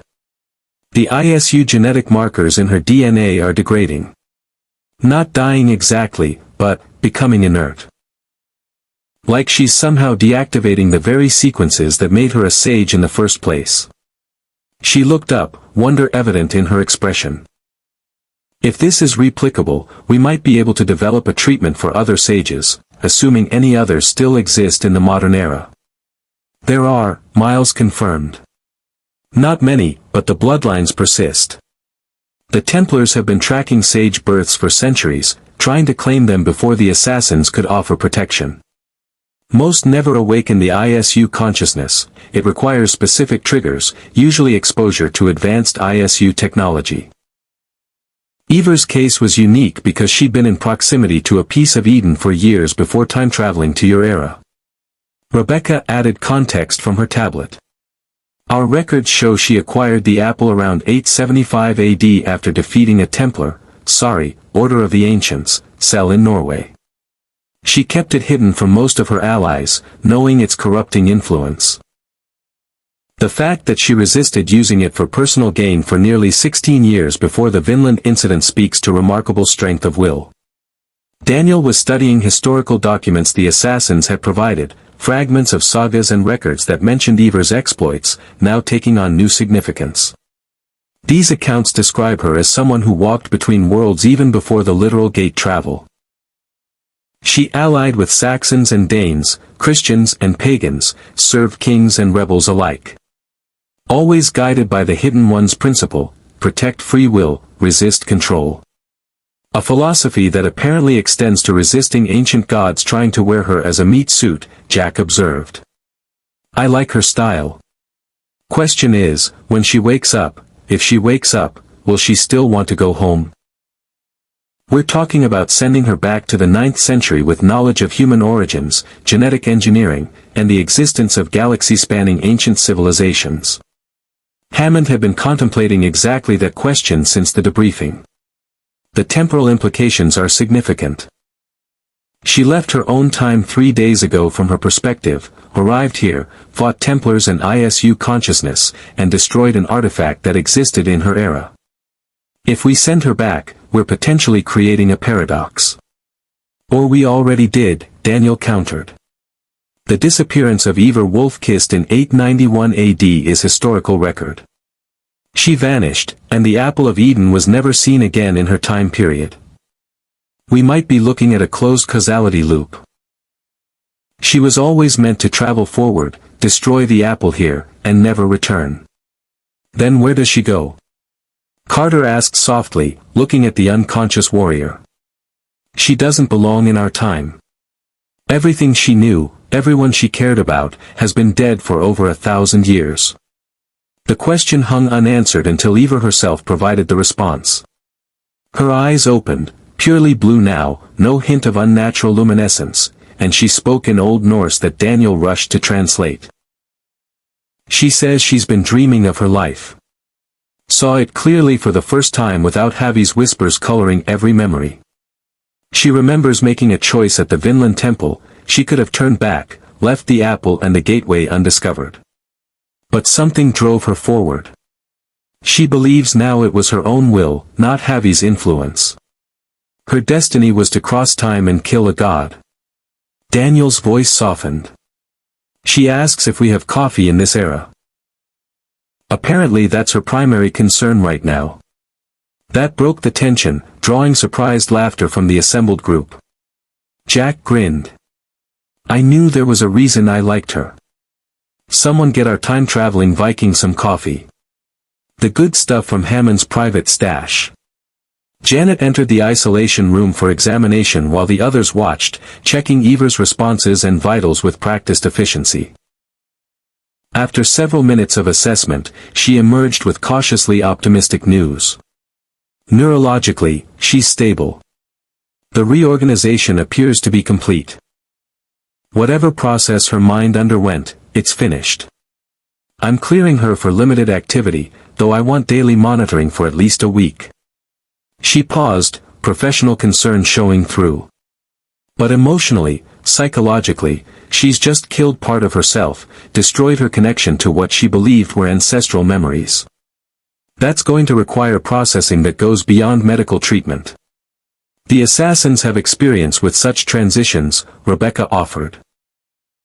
Many of our members have undergone similar identity reconstructions when leaving behind their former lives. We can provide support if she's willing to accept it. 30 minutes later, Eivor sat in a briefing room wearing SGC-provided clothing that looked distinctly odd on her warrior's frame, tactical pants and a black t-shirt that bore the subtle humor of someone in supply issuing her a shirt reading, Area 51, we're not saying it was aliens. She cradled a mug of coffee with obvious appreciation, having pronounced it worthy of a Jarl's Hall after the first sip. Hammond got directly to the point with military efficiency. Miss Varinsdottir, you've rendered this facility and potentially the entire galaxy a significant service. The ISU installation is secured, the consciousness threatening to use you as a vessel has been destroyed, and you've disabled what could have been an existential threat to human free will. On behalf of Stargate Command and the United States Air Force, you have my sincere gratitude. Eivor nodded acknowledgement, understanding Hammond's tone if not every word. Daniel translated, adding his own scholarly appreciation for her actions. The question we need to address, Hammond continued, is what happens next. We have the capability to return you to your own time, though the temporal mechanics are complicated. Alternatively, you could remain in this era. We would provide you with every resource to help you adapt to the 21st century. The choice is yours, but I need to understand what you want before we can formulate a plan. The translation prompted a long silence as Eivor considered. When she finally spoke, Daniel translated with careful attention to her nuanced response. She says she's been thinking about this since she first arrived. In her time, she built a settlement, led her people, fought countless battles. She was Jarl of Ravensthorpe, had sworn brothers and sisters in arms, lovers who shared her bed, children she helped raise though none were her own blood. That life was rich and full. He paused as Eivor continued. But Havi's voice was always there, always whispering, always pushing her toward conflict and conquest. She chose the Hidden One's path to resist that impulse, but the struggle never ended. Now, for the first time in her life, she is truly free to choose her own way.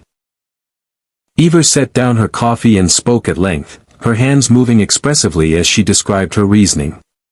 The room waited in attentive silence until she finished. Daniel's translation came slowly, ensuring accuracy. She says that returning to her time with the knowledge she now has would be a burden she cannot ethically bear. She knows humanity was created, knows the truth of the gods her people worship, understands that the 9 realms are actually thousands of worlds connected by ancient gates. To carry such knowledge back to the 9th century would make her as much a manipulator of free will as the ISU themselves. She would be tempted to use that knowledge to change history, to prevent suffering or guide her people toward enlightenment. And that temptation would make her no better than Havi. Carter leaned forward, understanding dawning. She's choosing to stay because going back would compromise the very principles she fought to defend. More than that, Daniel continued as Eivor spoke again. She says her saga ended when she stepped through the Bifrost, the Stargate. The Skalds will sing of Eivor who vanished seeking new lands and never returned. That is a worthy ending for a Viking warrior. But here, in this time, she can begin a new saga. She asks if those who guard the pathways between worlds have need of a warrior who knows how to fight those who would enslave free peoples. She's offering her service to Stargate Command. Jack exchanged glances with Hammond, a silent conversation passing between them. General, SG-1 could use someone with her skill set. Hand-to-hand combat training, tactical assessment, resistance to mental manipulation, all useful. Plus, she's already cleared for ancient gene activation, which opens up operational possibilities. And she has direct experience fighting the Templar Order, Miles added. If they're attempting to infiltrate and exploit the Stargate program, her knowledge would be invaluable. The assassins would support her integration into your operations.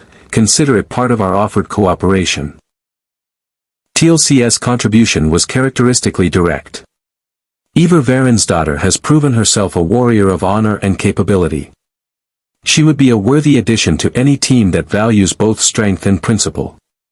Hammond considered the unanimous support, then addressed Eivor directly, trusting Daniel to translate.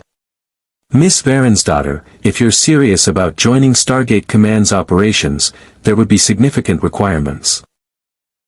You'd need to undergo modern military training, learn our languages and technologies, adapt to a culture vastly different from your own. It would be as challenging as any battle you've fought. Eivor's response was immediate and firm. Daniel translated with a slight smile. She says she once sailed from Norway to England with nothing but a longship and ambition. She learned Saxon languages, Christian customs, and English politics while maintaining her Norse identity. She helped build a settlement from wilderness and forged alliances between peoples who'd been enemies for generations. Learning to operate weapons that spit fire instead of arrows is merely a different kind of challenge. She does not fear hard work or adaptation. There's also the matter of legal identity, Carter pointed out practically. She doesn't exist in any modern database. We'd need to create documentation, establish a cover story that explains her presence. The assassins can help with that, Rebecca interjected. We've been creating and maintaining false identities for centuries. We can provide Eivor with a complete background that would withstand most scrutiny. As far as official records would show, she'd be a European national recruited for her specialized skills, not entirely inaccurate, just missing the time-traveling Viking detail. What about the Templar Order? Jack asked Miles directly. They know she exists now, know she destroyed the apple and prevented their ISU restoration. They're going to want revenge or capture, probably both. The Templars operate through influence and manipulation, not direct confrontation unless necessary, Miles explained. They'll be more cautious now that they know Stargate Command is aware of their existence and has allied with the assassins. But you're right, Eivor will be a target. Which is why having her within SGC's secure facility is actually the safest option. The Templars have never successfully penetrated Cheyenne Mountain. Hammond made his decision. Very well. Miss Varinsdottir, pending successful completion of orientation and training programs, I'm offering you a position as a civilian consultant to Stargate Command, with potential for SG team integration once you've demonstrated appropriate capabilities. You'll receive quarters on base, full access to educational resources, and a stipend commensurate with your unique qualifications. He smiled faintly. Welcome to the 21st century. I suspect you'll find it interesting. The translation prompted Eivor to stand and offer a formal bow that combined Viking warrior respect with the Hidden One's gesture of acknowledgement, right hand over heart, left hand extended. She spoke, and Daniel translated with obvious pleasure. She says, I swear by the honor I rebuilt after Havi's death that I will serve this hall faithfully, guard the pathways between worlds alongside your warriors, and stand against any who would enslave free peoples, whether they be gold parasites, Templar manipulators, or sleeping gods dreaming of conquest.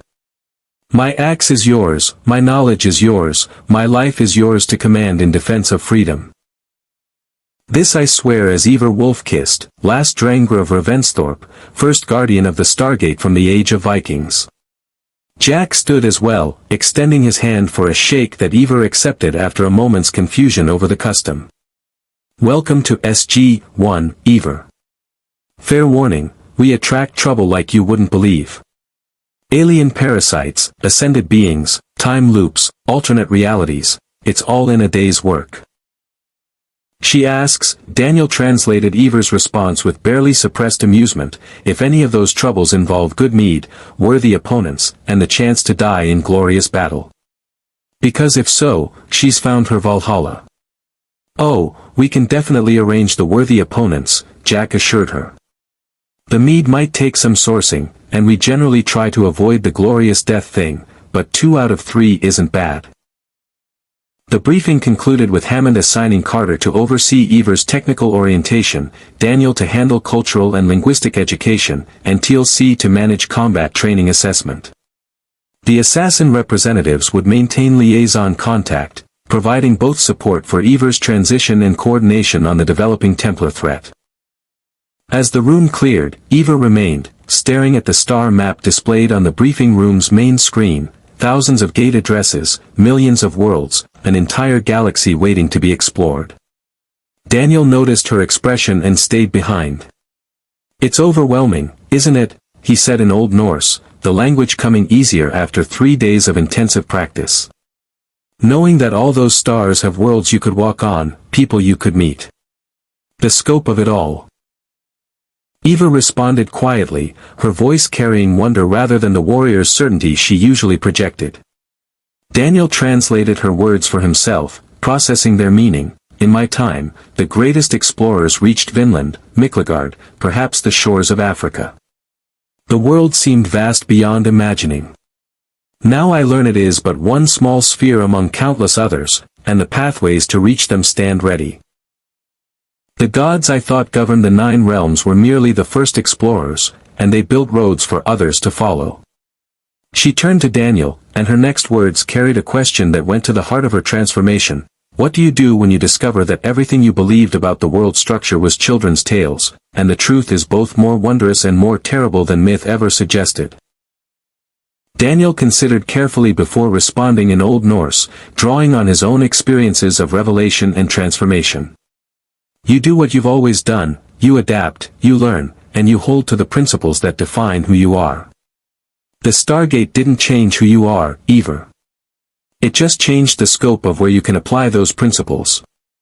You fought for freedom in 3 kingdoms across medieval Europe. Now you'll fight for it across 3,000 worlds in the Milky Way galaxy. The scale changed. You didn't. Eivor absorbed this, then nodded slowly. She spoke again, and Daniel smiled at her words before translating them aloud for his own benefit. Then I shall learn your star roads as I once learned the whale roads. I shall face your false gods as I faced the order of the ancients. And when I finally fall in battle, whether on distant worlds or defending this hall, the skalds of your time will say that Eivor Wolf-Kissed walked between stars and never bowed to any who claimed dominion over free peoples. I think, Daniel said, switching back to English as he guided her toward the door, you're going to fit in just fine around here. They walked together toward the commissary where the rest of SG-1 was gathering for the evening meal, a new team member and a scholar who understood what it meant to have your entire worldview reconstructed by the discovery of ancient truths. Behind them, the star map continued its slow rotation, each point of light representing a potential adventure, a possible threat, or a new ally in the endless mission to protect free will across the galaxy. In her quarters that night, Eivor sat cross-legged on her bunk in the meditation pose the Hidden Ones had taught her decades, or centuries, depending on perspective, ago. For the first time in her life, her mind was silent. No whispers of Javi's memories, no ancient consciousness demanding attention, no compulsion toward conquest or control. Just Eivor. Just herself. Free. She smiled, and somewhere in the quantum foam of degraded data at Vault Yggdrasil, the last echo of an ISU consciousness recognized that its created species had finally, truly, surpassed its creators. The student had become the master. The slave had become the guardian. The tool had chosen its own purpose. And the galaxy would never be quite the same. 3 weeks of intensive training had transformed Eivor from a displaced Viking warrior into something unprecedented in Stargate Command's history, a 9th-century drengr with 21st-century tactical capabilities and clearance to access ancient technology. The weapons range on level 22 had become her second home, the rhythmic crack of P-90 fire as familiar now as the whistle of arrows in flight had once been. Master Sergeant Seiler stood beside her, reviewing the target results on his tablet with professional assessment. 87% accuracy at 50 meters, full automatic. 93% on controlled bursts. That's better than most SF personnel after 6 months of training. He looked at Eivor with grudging respect. You've got natural talent for this, Miss Varinsdottir. Eivor set down the weapon, her response in heavily accented but increasingly fluent English. Daniel's language instruction had been brutally efficient. In my time, I trained with bow from age of 6 winters. Principle is same, sight target, control breath, squeeze not pull. Weapons change. Warrior's mind does not. She smiled slightly. Though I still prefer axe for close work. More honest. About that, Jack's voice came from the doorway. He entered carrying a long case that he set on the workbench. Since you're officially joining SG-1 as a civilian specialist. Paperwork finally cleared IOA review, congratulations, I figured you deserved equipment that suits your style. He opened the case, revealing a weapon that made Eivor's eyes widen. It was a battle axe, but no medieval weapon. The head was forged from trinium-enhanced titanium, edges monomolecular sharp and capable of cleaving through most known armor. The haft was lightweight composite that could extend or retract with a control stud, making it adaptable for tight corridors or open combat. And embedded in the weapon's balance point was a small ancient power cell that generated a localized kinetic barrier, essentially giving the axe its own shield. Compliments of Major Carter and the engineering department, Jack explained. They figured if you're going to insist on bringing an axe to staff weapon fights, it should at least be an axe that can win. The shield generator will deflect energy blasts, and the edge will cut through Jaffa armor like it's not there. Eivor lifted the weapon reverently, testing its balance with the practiced movements of someone who'd wielded such tools for 20 years. The weight was perfect, the edge sang when she gave it an experimental swing, and the haft fit her grip as if custom-made. She spoke in rapid Old Norse, her emotional control slipping in the face of such a gift. Daniel, who'd followed Jack in, translated with a grin. She says it's worthy of the halls of Asgard. And she means that as the highest possible compliment. Also something about naming it Starbreaker, and wondering if our smiths accept commissions for drinking horns. Tell her the drinking horn might be pushing our fabrication budget, Jack replied. But I'm glad she likes it. Now, about the reason we're here, General Hammond wants SG-1 in the briefing room in 10 minutes. We've got a situation that requires your specific expertise. The briefing room was unusually crowded.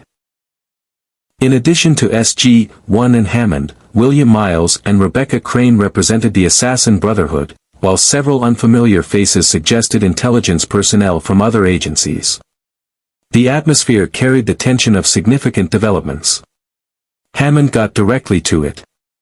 SG-1, Assassin representatives, thank you for assembling on short notice. We've received intelligence from multiple sources indicating coordinated Templar activity across 3 continents. They're mobilizing assets and resources in a pattern that suggests a major operation in planning. He nodded to Miles.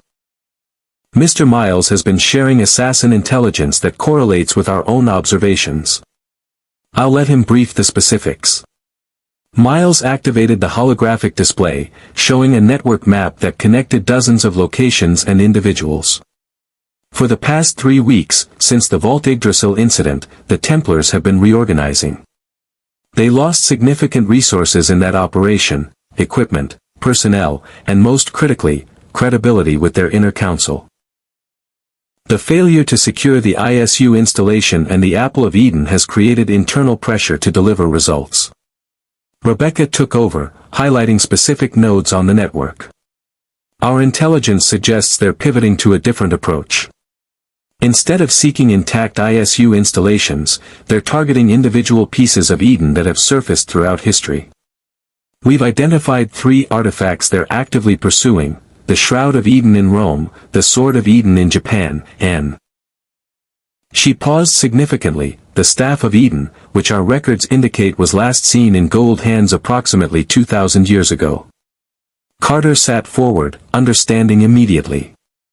They're trying to acquire gold technology that incorporates ISU artifacts. If the pieces of Eden predated the Gold Empire, the System Lords could have found them and integrated them into their own devices. Exactly, Miles confirmed. The gold ribbon device, the Kara-Kesh. Its design philosophy is remarkably similar to ISU control technology. We believe the original templates were based on recovered pieces of Eden that the gold reverse-engineered.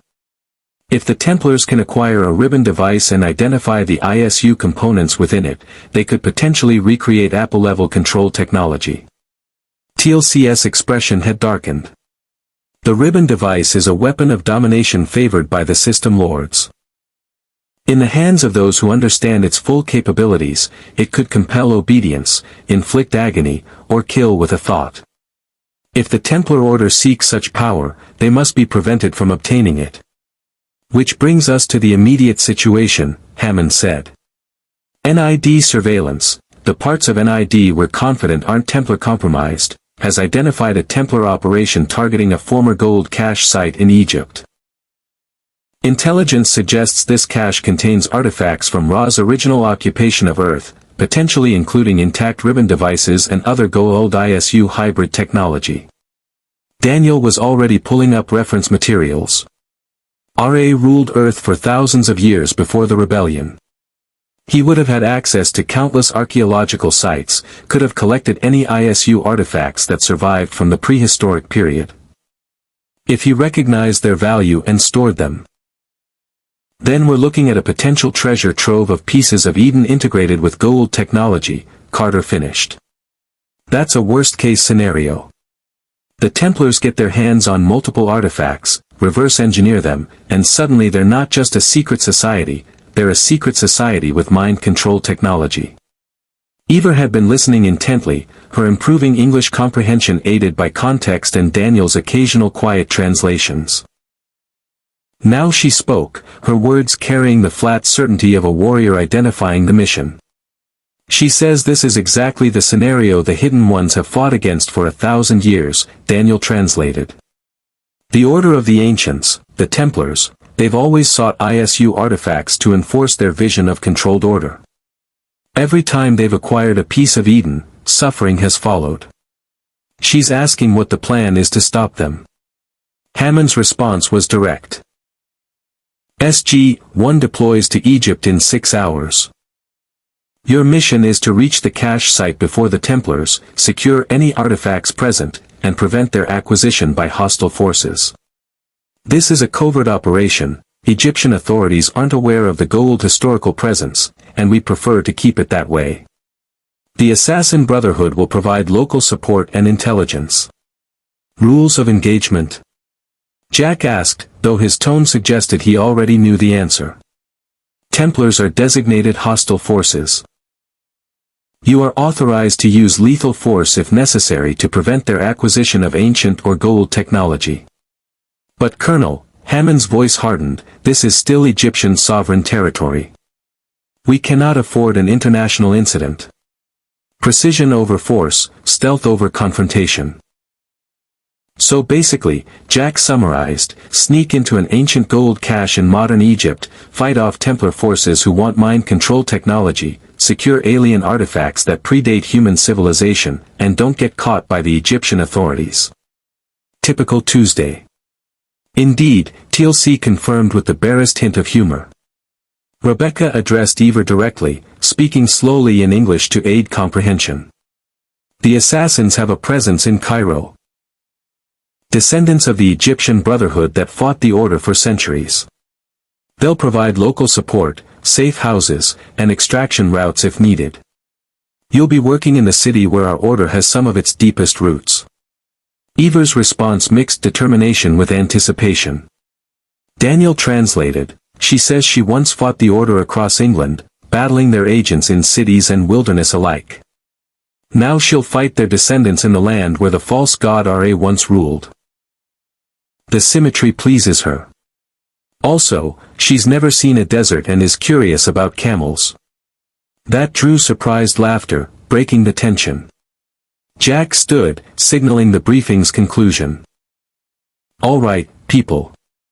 Carter, coordinate with engineering on detection equipment. We'll need to identify ISU energy signatures to locate the cache. Daniel, brush up on your hieroglyphics and gold history, see if you can narrow down potential locations.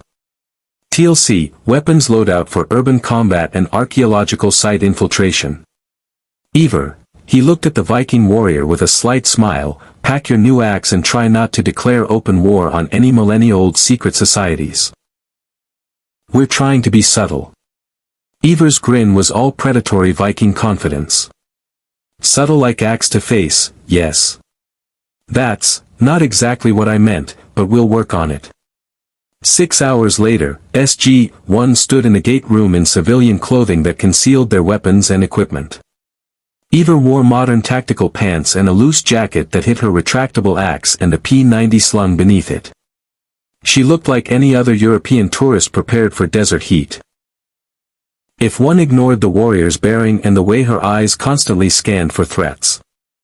The Stargate activated, chevrons locking to an address that would put them in a hidden facility outside Cairo, one of several gate sites Earth maintained for covert operations that couldn't risk using the main SGC gate. The event horizon shimmered, and Jack gave the order. SG-1, move out. Next stop, Cairo. Try not to start any religious wars or accidentally topple governments. We've got enough of that in our history without adding to it. They stepped through, and the familiar sensation of gate travel, that momentary dissolution and reconstruction across impossible distances, deposited them in a climate-controlled underground facility that served as a forward operating base for Middle Eastern operations. The local assassin contact was waiting, a woman in her 30s wearing traditional Egyptian dress that concealed modern body armor and weapons. She greeted them with the assassin's gesture and spoke in accented English. Welcome to Cairo. I am Layla Hassan, mentor of the Egyptian Brotherhood. We've been tracking Templar movements in the city for the past 48 hours. They've assembled a team of 20 operators, heavily armed, with equipment that includes ground-penetrating radar and, she paused significantly, devices that match the energy signature of ISU technology. They're not just searching for the cache. They already know where it is. Carter's expression turned grim. That means they have intelligence we don't. Possibly from the Templar agents in NID or IOA, they could have accessed our historical databases, cross-referenced gold occupation sites with ISU artifact reports. Or they have their own sources, Daniel suggested. The Templars have been operating for centuries. They could have records from the Crusades, the Napoleonic occupation, decades of archaeological work in Egypt. If they've been looking for Ra's caches specifically, they might have narrowed down locations long before we even knew ISU technology existed. Layla nodded. Their target is the Temple of Thoth, 30 kilometers south of Cairo. Officially, it's an archaeological site closed for restoration. Unofficially, it's been flagged in our records as a potential ISU gold hybrid location since the 1940s. The Templars have obtained permits to conduct research there, giving them legal cover for the next 72 hours. So we have to break into a temple they have legal access to, beat them to artifacts they already know the location of, and extract ancient technology from under Egyptian noses, Jack summarized. Anyone else feel like the universe is laughing at us? TLC's response was characteristically practical. We have advantages they do not. We possess experience with both Goa'uld and ancient technology. We have Eivor Varinsdottir, whose genetic compatibility with ISU artifacts may allow her to access systems the Templars cannot. And we have surprise, they do not yet know we are aware of their operation. Plus, Eivor added in careful English, I have killed many Templars. They die same as other men when axe meets neck. Her smile was sharp enough to cut. Will be good to remind their descendants of this. Layla's approval was evident. The wolf kissed. Our records speak of you, the sage who resisted the ISU consciousness and destroyed an apple of Eden. It's an honor to fight alongside you. She activated a holographic display showing the temple complex. The Templars are established in the main structure, conducting what appears to be legitimate archaeological work. But their true objective is the sublevel, ancient chambers that predate the known temple construction by thousands of years. That's where RA stored his most valued artifacts. Carter studied the layout, her tactical mind working through approach vectors. We'll need a diversion. Something to draw their attention away from the sublevel long enough for us to infiltrate and secure the artifacts. The Brotherhood can provide that, Layla assured her. We have operators in position around the site. On your signal, we'll create a disturbance that will require Templar response. But you'll need to move fast, they'll realize it's a diversion within minutes and reinforce their position. Daniel was examining hieroglyphic inscriptions visible in the holographic scans. These symbols aren't standard Egyptian. They're Goa'uld, Ra's personal seals. And underneath, he enhanced the image, revealing older symbols that made his breath catch, ISU script. The same writing we found at Vault Yggdrasil. This temple was built directly over an ISU installation, probably one RA discovered during his occupation and repurposed. A pattern emerges, TLC observed. The Goa'uld established their domains over existing ISU sites, claiming the artifacts and technology as their own. RA, as Supreme System Lord, would have had first access to such discoveries on Earth. The cache below may contain not only pieces of Eden but also Goa'uld devices built from ISU templates. Jack made the tactical call. We go in at midnight. Local time that gives us darkness, skeleton security crew at the site, and maximum confusion for the Templars when our assassin friends start their diversion. Carter, Daniel, you're on artifact identification and securing. TLC and I will provide security. Eivor, he looked at the Viking warrior, you're our ISU technology interface. If there are devices that require genetic activation, you're our key. Eivor's response was simple and fierce, I will not let Templars claim power over free peoples. Not in my time, not in this time. We go, we fight, we win. As the team prepared for the operation, checking equipment and reviewing approach routes, Rebecca pulled Eivor aside for a quiet conversation in Old Norse. The assassin had been studying the language to better communicate with their unexpected ally. You understand what you're walking into? Rebecca asked. The Templars will recognize you if they see you. You're not just another operator to them, you're the sage who destroyed their chance at ISU restoration. They'll try to capture or kill you specifically. Eivor's response was calm, touched with the acceptance of a warrior who'd faced death countless times. I have faced those who wanted my death since I was a child. Kjot the Cruel wanted me dead for my father's defiance. King Alfred wanted me dead for threatening his vision of united England. The Order of the Ancients wanted me dead for serving the Hidden Ones. I still breathe. They do not. She checked her axe, the ancient enhanced weapon gleaming in the facility's lights. If Templars wish to join that list, they are welcome to try. Rebecca smiled grimly. You really are the legend our records describe. May the Father of Understanding guide you. She paused, then corrected herself with a slight laugh, though I suppose you've actually met beings who claim to be gods and rejected their authority. Perhaps you don't need guidance from abstract concepts. I need only worthy companions and sharp weapons, Eivor replied. Everything else is just wind and words. 8 hours later, under a desert moon that Ra had once claimed as his own symbol, SG-1 and their assassin allies moved through the darkness toward a temple that concealed secrets spanning millions of years. In the shadows, two ancient wars were about to collide, assassins versus Templars, SGC versus Gold Legacy, and humanity versus the temptation of power that had destroyed the ISU themselves. Eivor Wolf-Kissed walked among them, a bridge between ages, and smiled at the prospect of battle. Some things, she reflected, never changed, no matter how many stars you crossed or how many years you traveled. There were always those who sought to control. And there were always warriors willing to stop them. The symmetry was almost poetic. The Temple of Thoth rose from the desert like a monument to forgotten dominion, its limestone walls bleached white by millennia of sun and sand. Modern floodlights illuminated the archaeological site with harsh artificial brilliance, casting shadows that seemed to writhe with the memory of the false god who'd once ruled from this place. Templar security walked patrol routes with military precision, their earpieces and tactical vests incongruous against the ancient stonework. SG-1 observed from a ridge 200 meters out, night vision equipment revealing the full scope of Templar deployment. 20 operators as Layla had reported, but also support personnel, archaeologists, technical specialists, and what appeared to be a senior leadership element coordinating from a command tent near the temple's main entrance. They've got professional security, Jack noted, tracking patrol patterns. Former military, probably special operations. The archaeologists are civilian but the muscle knows what they're doing. This isn't some secret society playing dress-up, these are trained operators.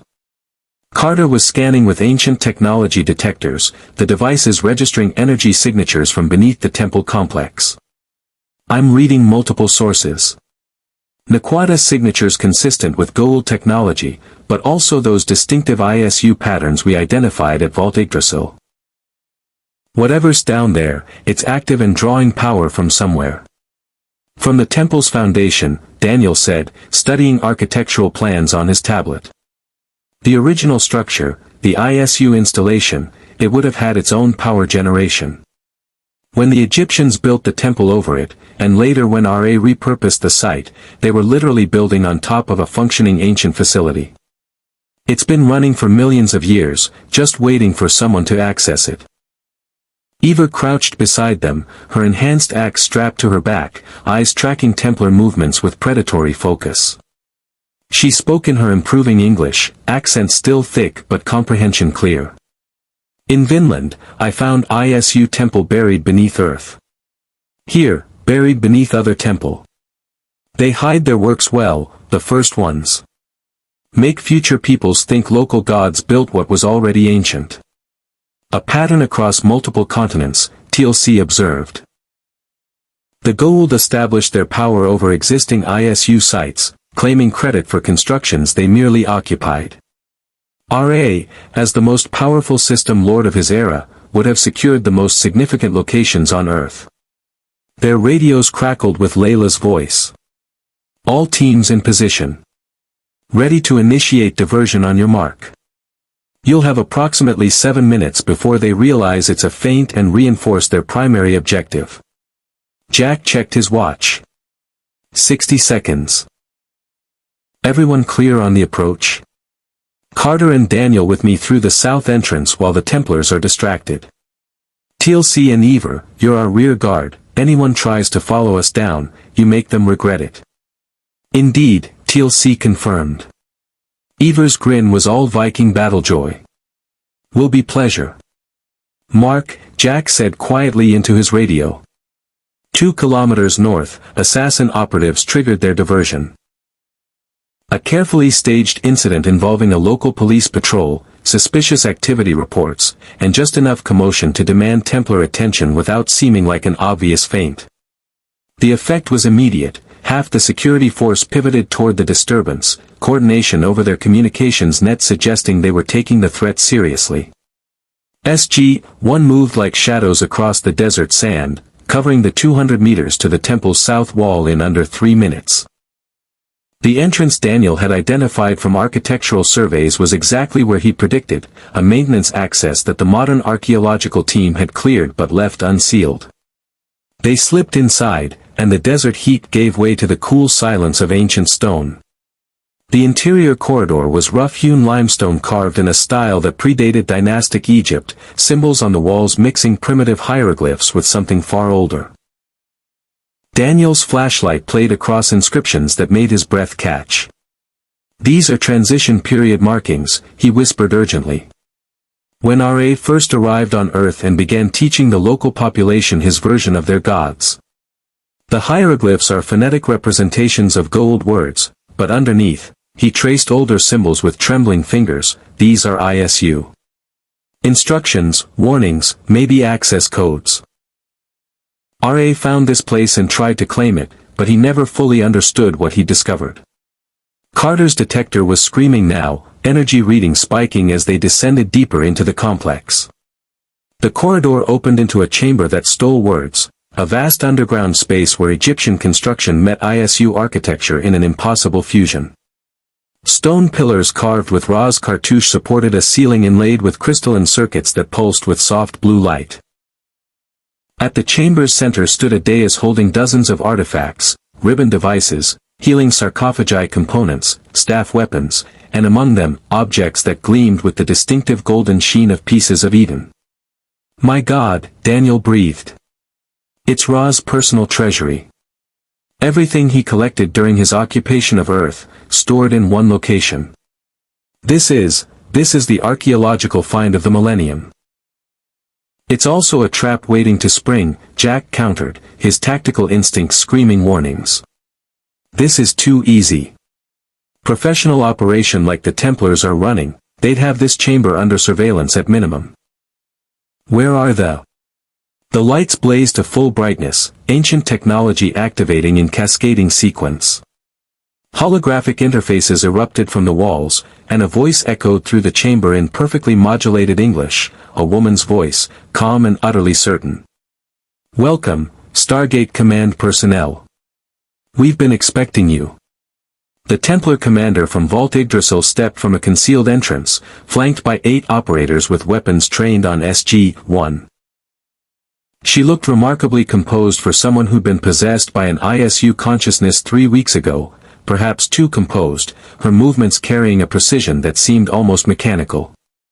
"Dr. Jackson, Major Carter, Colonel O'Neill," she continued, her voice carrying that same unsettling calm. "And TLC, the Jaffa trader who serves the Tauri. How predictable that you'd take our bait."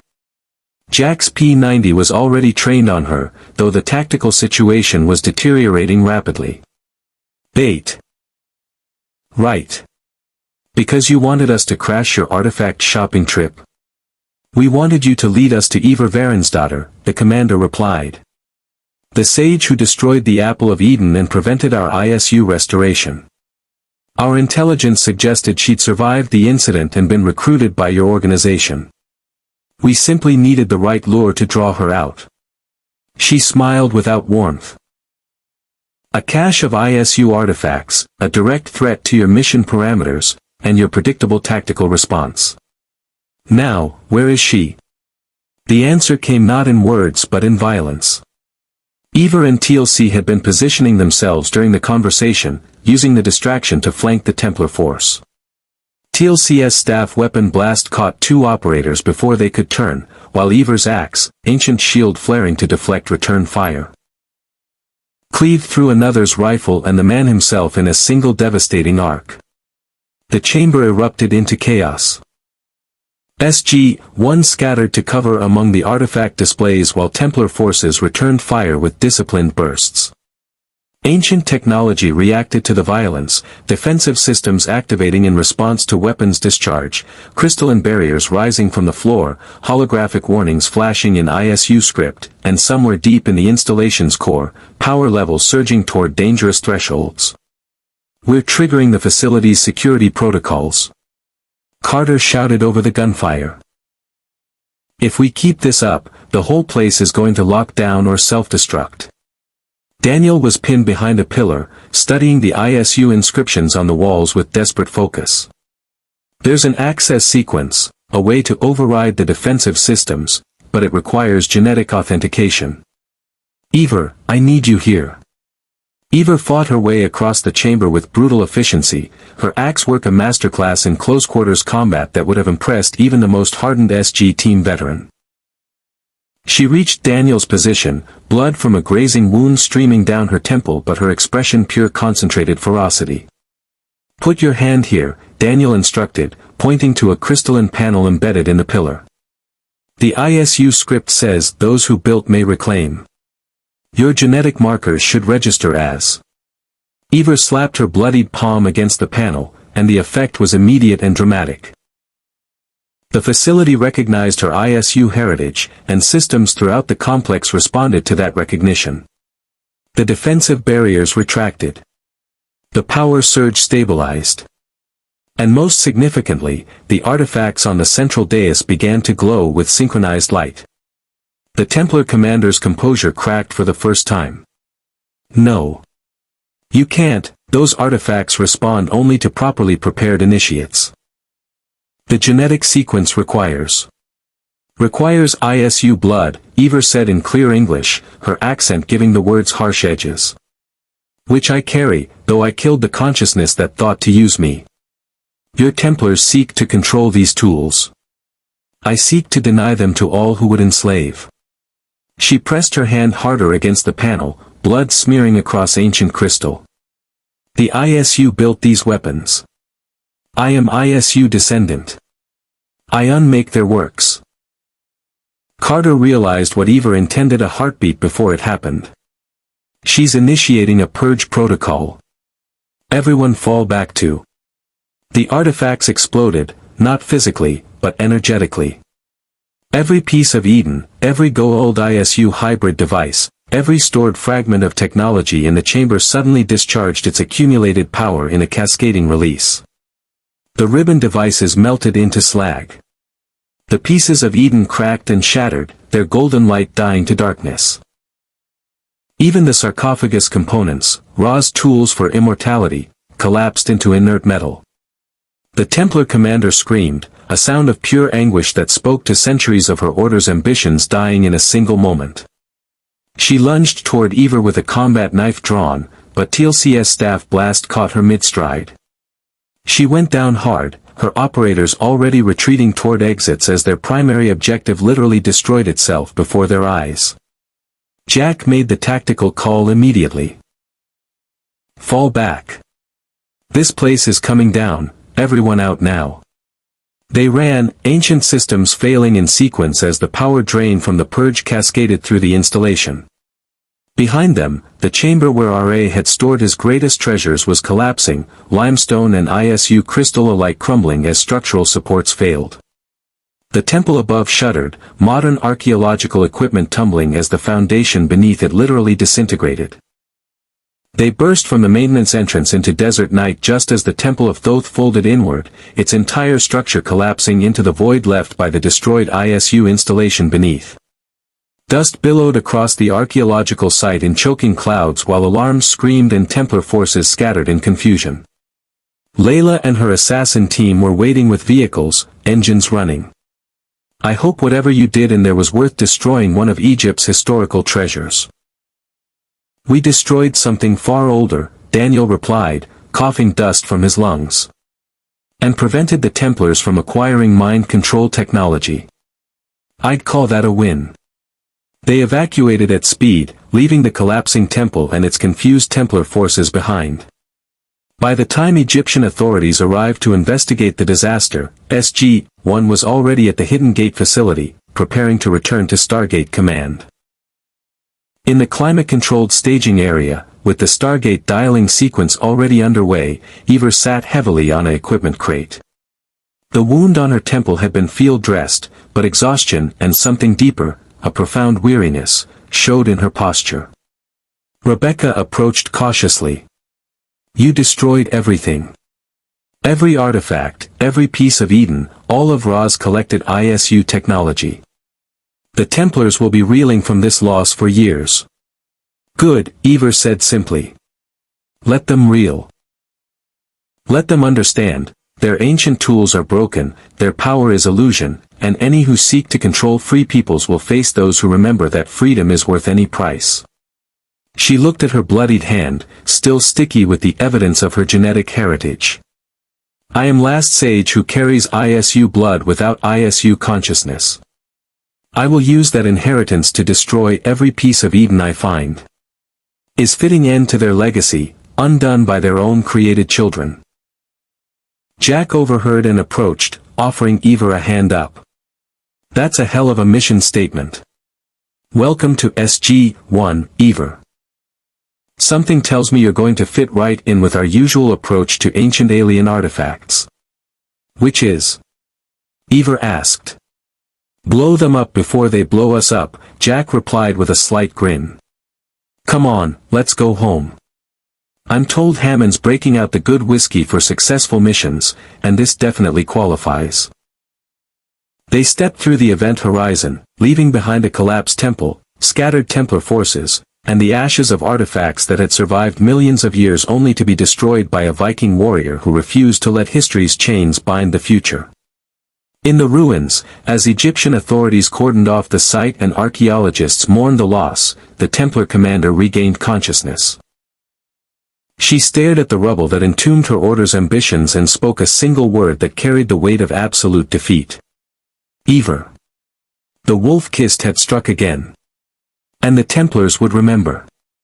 The debriefing following the Cairo operation had been thorough, detailed, and ultimately inconclusive regarding one critical question: how many other RA caches existed across Earth, and how many might contain ISU artifacts. Daniel's best estimate, based on historical records and gold occupation patterns, suggested anywhere from 12 to 30 possible sites. The Templars, having lost Cairo, would be mobilizing toward the others with desperate urgency. Which explained why, 2 days later, SG-1 found themselves standing in General Hammond's office with an unexpected visitor. An Asgard transport beam had deposited Supreme Commander Thor in the briefing room without warning, and the diminutive gray alien's presence always signaled developments of galactic significance. Greetings, O'Neill, Thor said in his characteristic monotone. I apologize for the unannounced arrival, but the matter requires immediate attention. The Asgard High Council has been monitoring unusual energy signatures across Earth's surface, specifically, emissions consistent with ancient technology of a type we have not encountered in your planet's recent history. Hammond gestured to chairs that Thor, as usual, ignored in favor of simply standing at his full 4-foot height. Supreme Commander, we're aware of the ancient installations. We've recently discovered that certain ISU, ancient facilities were repurposed by the Goa'uld during their occupation of Earth. ISU, Thor repeated, his large black eyes blinking once. This is a designation we have not encountered in our database. Please explain. Daniel launched into an explanation of what they'd learned, the distinction between ancients who ascended and those who remained, the creation of humanity as a labor force, the pieces of Eden and their control functions, the rebellion and collapse of ISU civilization. Thor listened without interruption, his expression unchanging, but his fingers moved in subtle patterns that suggested he was recording everything. When Daniel finished, Thor was silent for a long moment. Then, this information explains several anomalies in the Asgard historical record. We have long wondered why the ancients would seed human life across the galaxy with such specific genetic markers, yet show no evidence of direct intervention. If a faction remained corporeal and experimented with human development before that faction's collapse, it would reconcile the contradictions. The question, Hammond said, is what the Asgard perspective is on these installations and artifacts. Are they protected under the ancient technology protocols, or does the ISU deviation from standard ancient philosophy change their status? Thor's response was unexpectedly firm. The Asgard oppose any technology designed to suppress sentient will. The ISU creations, these pieces of Eden, they represent exactly the kind of domination we have fought to prevent throughout our alliance with humanity. If such artifacts exist on Earth, they pose a threat not only to your species but to the stability of this sector. He turned his gaze to Eivor, who'd been standing silently at the back of the room, and addressed her directly. You are Eivor Varinsdottir. Our sensors detect ISU genetic markers in your biology, yet you demonstrate autonomous will and have actively destroyed ISU artifacts. This is unexpected. Eivor stepped forward, meeting Thor's alien gaze without flinching. She'd adapted remarkably well to the existence of actual aliens, treating Asgard with the same measured respect she'd once shown Frankish merchants and Saxon kings. I carry their blood but not their will. They made humans to be tools. I choose to be weapon against those who would use such tools. Is simple. Simple, Thor echoed, something that might have been approval in his tone. The Asgard believe sapient species should determine their own development. Your choice to resist genetic programming aligns with our core principles. He turned back to Hammond. The Asgard High Council offers assistance in locating and securing remaining ISU installations on Earth. Our sensors can detect the energy signatures more precisely than your current technology. In exchange, we request access to study the installations to better understand this divergent ancient faction. That's a generous offer, Carter said carefully. But Supreme Commander, what happens to the artifacts we recover? The pieces of Eden are incredibly dangerous, but they're also irreplaceable examples of ancient technology. The scientific value alone is outweighed by the danger of misuse, Thor interrupted, unusually direct. Major Carter, the Asgard have witnessed countless civilizations destroy themselves with technology they could not ethically manage. These ISU artifacts were designed specifically to facilitate control and domination. No matter how careful your security protocols, such tools inevitably find their way into hands that will abuse them. Our recommendation is complete destruction of all recovered pieces of Eden. Jack's expression suggested he agreed, but he looked to Eivor. You've got the most personal stake in this. What do you think? Eivor's response was immediate. Destroy. All of them. Every piece, every device, every remnant of ISU control. I have seen what Apple of Eden does to those who wield it, corrupts, dominates, makes them believe they know better than free peoples what is good. Better to lose knowledge than to risk such tools existing. She paused, then added with grim humor, besides, I have already destroyed two. Why stop now? Then it's settled, Hammond decided. Supreme Commander Thor, the United States government accepts the Asgard offer of assistance. We'll coordinate a joint operation to locate, secure, and destroy remaining ISU artifacts on Earth. What followed was 3 weeks of intensive operations that took SG-1, Asgard vessels, and assassin ground teams across 4 continents. They found and destroyed caches in Peru, China, Greece, and Ethiopia, each one a treasure trove of ISU-old hybrid technology that Daniel documented extensively before Eivor systematically destroyed with her genetic access codes. The Templars contested every site, leading to firefights in ancient ruins, chases through modern cities, and one memorable standoff in an abandoned monastery where Eivor had faced down a Templar Grand Master in single combat while SG-1 held off his security forces. The Grand Master had carried a Sword of Eden, one of the legendary pieces, and had wielded it with skill that spoke to decades of training. He died anyway, Eivor's ancient enhanced axe cleaving through ISU metal and Templar ambition alike. She destroyed the sword immediately after, its golden light dying as she channeled her genetic override through the artifact's core systems. Now, standing in what Asgard sensors identified as the final major ISU installation on Earth, buried beneath the ice in Antarctica, naturally, SG-1 and Thor prepared to seal the last chapter of the ISU legacy. The installation was vast, dwarfing even Vault Yggdrasil. Multiple levels descended into the bedrock beneath the ice, chambers filled with genetic engineering equipment, consciousness transfer apparatus, and at the deepest level, a chamber containing 50 stasis pods. 50 preserved ISU, sleeping since their civilization's collapse, waiting for a restoration that would never come. This was their final refuge, Daniel said, studying inscriptions that told the story. When the human rebellion succeeded and ISU civilization collapsed, the survivors came here, as far from human populations as possible. They went into stasis, leaving automated systems to monitor human development and wake them when the time was right. The time will never be right, Eivor stated flatly, standing before the pods with her hand on the access panel. They built humans to serve. Humans chose freedom. That war ended with ISU defeat. These sleepers are remnants of losing side. They stay sleeping. Carter was scanning the stasis systems with both fascination and concern. The technology here is incredible. The medical applications alone could revolutionize. Major Carter, Thor interrupted gently. I understand the scientific temptation. But consider, every civilization that has attempted to use technology designed for domination has inevitably been dominated by it. The ISU built these tools to control. That purpose is embedded in their fundamental design. You cannot separate the knowledge from its intended application. TLC spoke with the weight of personal experience.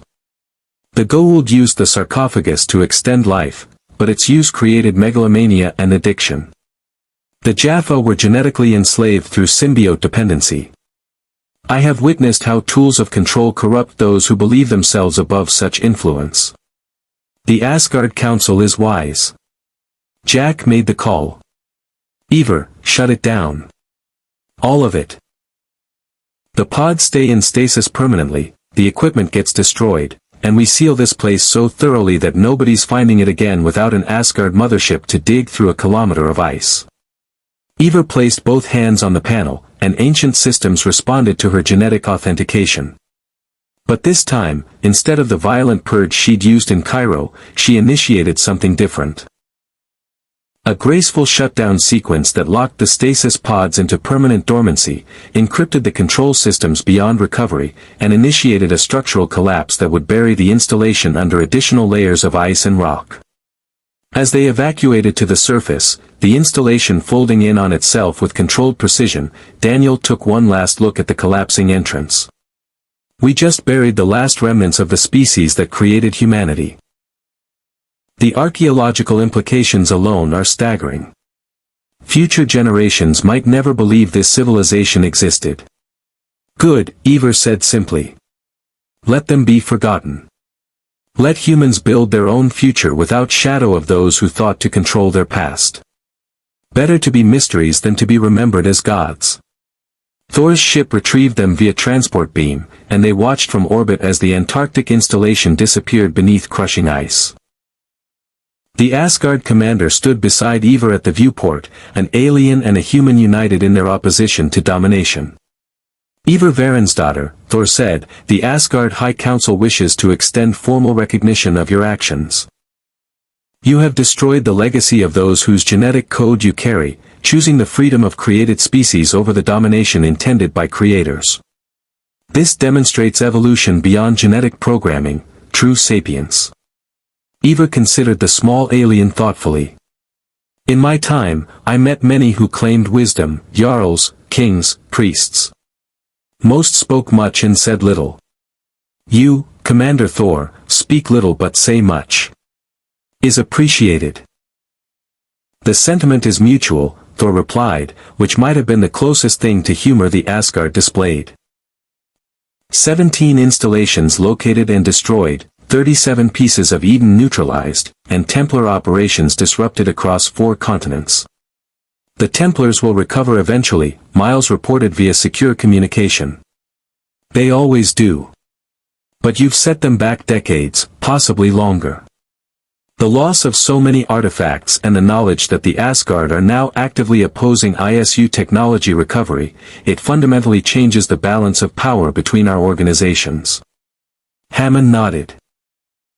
And the assassins are prepared to continue cooperation with Stargate Command? Absolutely. We've fought the Templars for 1,000 years on Earth alone. The revelation that their ambitions extend to other worlds through the Stargate network makes our alliance with your organization essential. The Brotherhood formally requests ongoing coordination on Templar-related intelligence and joint operations when our objectives align. Approved, Hammond said. Consider it official policy. Now, there's one more matter to address. He turned to Eivor, who'd been sitting quietly, listening to the political discussion with the patient tolerance of a warrior enduring necessary bureaucracy. Miss Varinsdottir, you've completed 3 weeks of successful operations as a civilian specialist with SG-1. You've demonstrated tactical competence, adaptability, and a commitment to our mission parameters that exceeds many career military personnel. I'm prepared to offer you a permanent position with Stargate Command, with full integration into SG-1 as their 5th team member. Daniel leaned forward. That's unprecedented, sir. SG teams are traditionally 4-person units. Traditionally, Hammond agreed. But Miss Varinsdottir represents unique capabilities.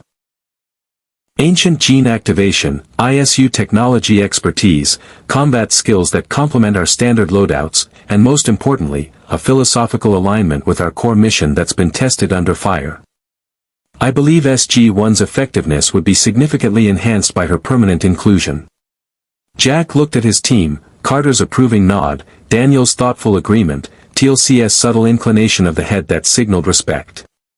Then he looked at Eivor. What do you say? Want to make this permanent?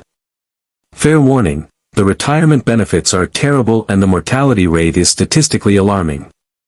Eivor stood, placing her hand over her heart in the gesture she'd adopted from both assassin tradition and her own Norse customs. She spoke in English that had improved dramatically over the past month, accent still present but words clear. In my time, I swore oath to Raven Clan, to Hidden Ones, to my people. All are gone now, lost to time's passing. But oath is not broken, I swore to defend free peoples against those who would control them. That oath remains. She met Hammond's gaze directly. I accept position. I will walk between stars with SG-1, fight false gods and would-be gods alike, and honor memory of those I left behind by protecting those who live now. This is worthy saga. This is good death waiting at end of long life of battle. I am honored to serve. Then it's official, Hammond said. Welcome to SG-1, Eivor. Dismissed, all of you. I expect you'll want to celebrate not dying in Antarctica.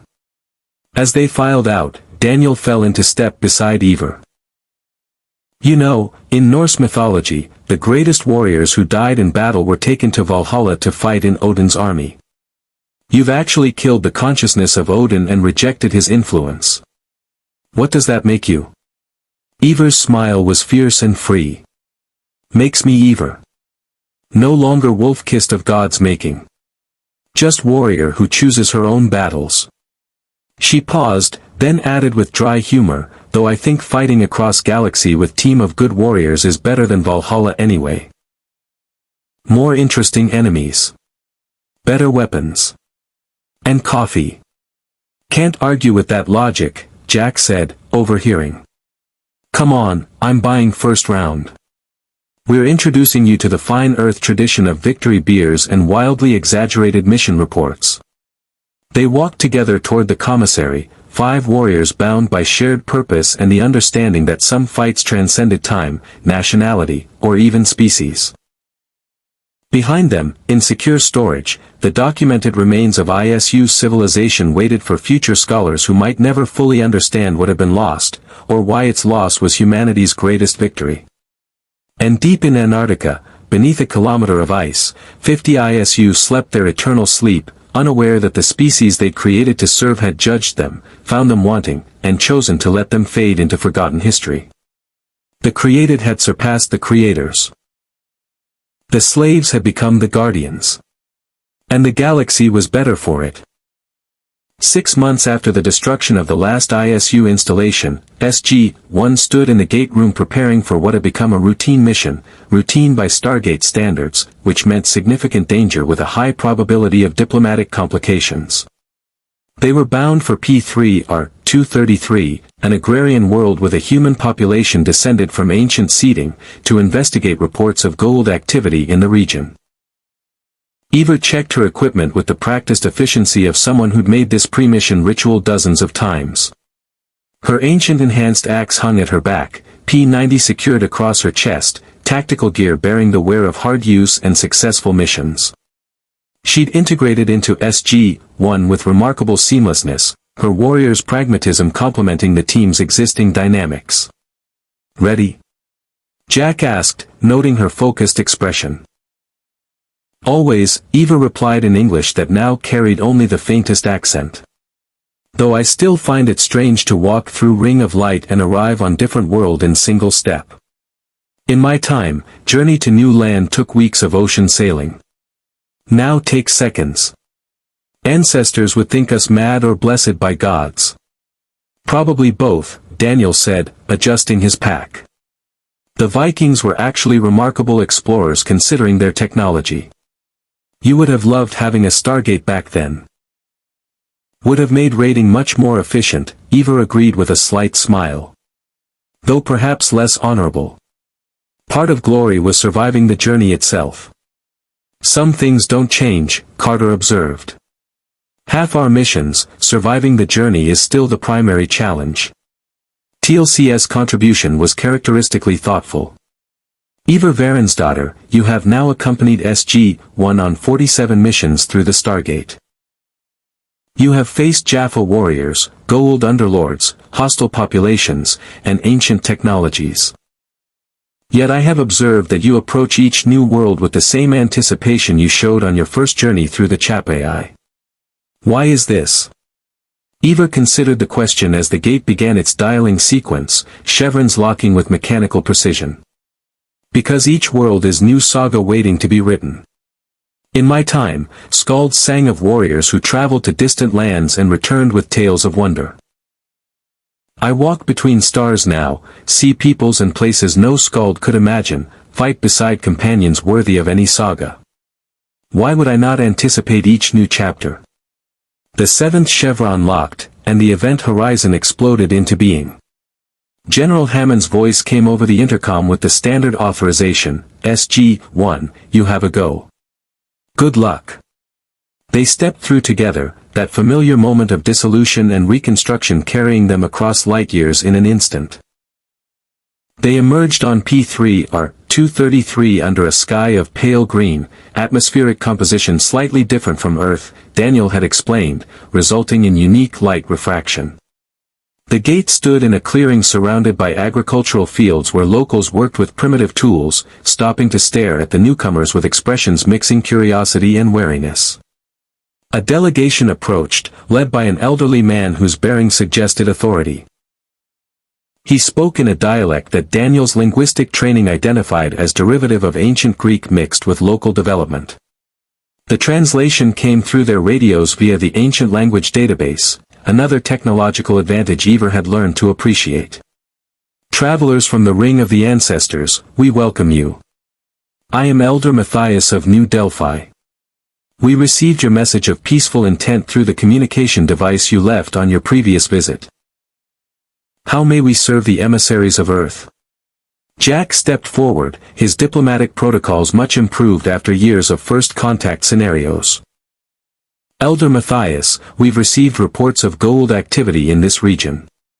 We're here to assess the threat level and offer assistance if needed." The Elder's expression darkened. "The false god has returned. 3 cycles of the sun passed, his ships appeared in the sky. His Jaffa warriors descended to our sister village of New Corinth and demanded tribute, grain, livestock, and young people to serve in his armies. We refused, citing the protection of the Asgard Treaty. The false god laughed and said the Asgard no longer patrol this region. He will return in 5 days to claim what he demands by force if necessary." Carter was already scanning the area with her detector. "I'm not picking up any gold signatures in orbit currently. If he's coming back in 5 days, we have time to prepare a defense or evacuation." "Which gold?" TLC asked, his tone carrying the weight of someone who'd served system lords and knew their individual characteristics. Did he identify himself? Lord Ares, the elder replied. He claimed dominion over all worlds in this sector, declared himself the god of war made flesh. TLC's expression shifted slightly, the closest he came to showing concern.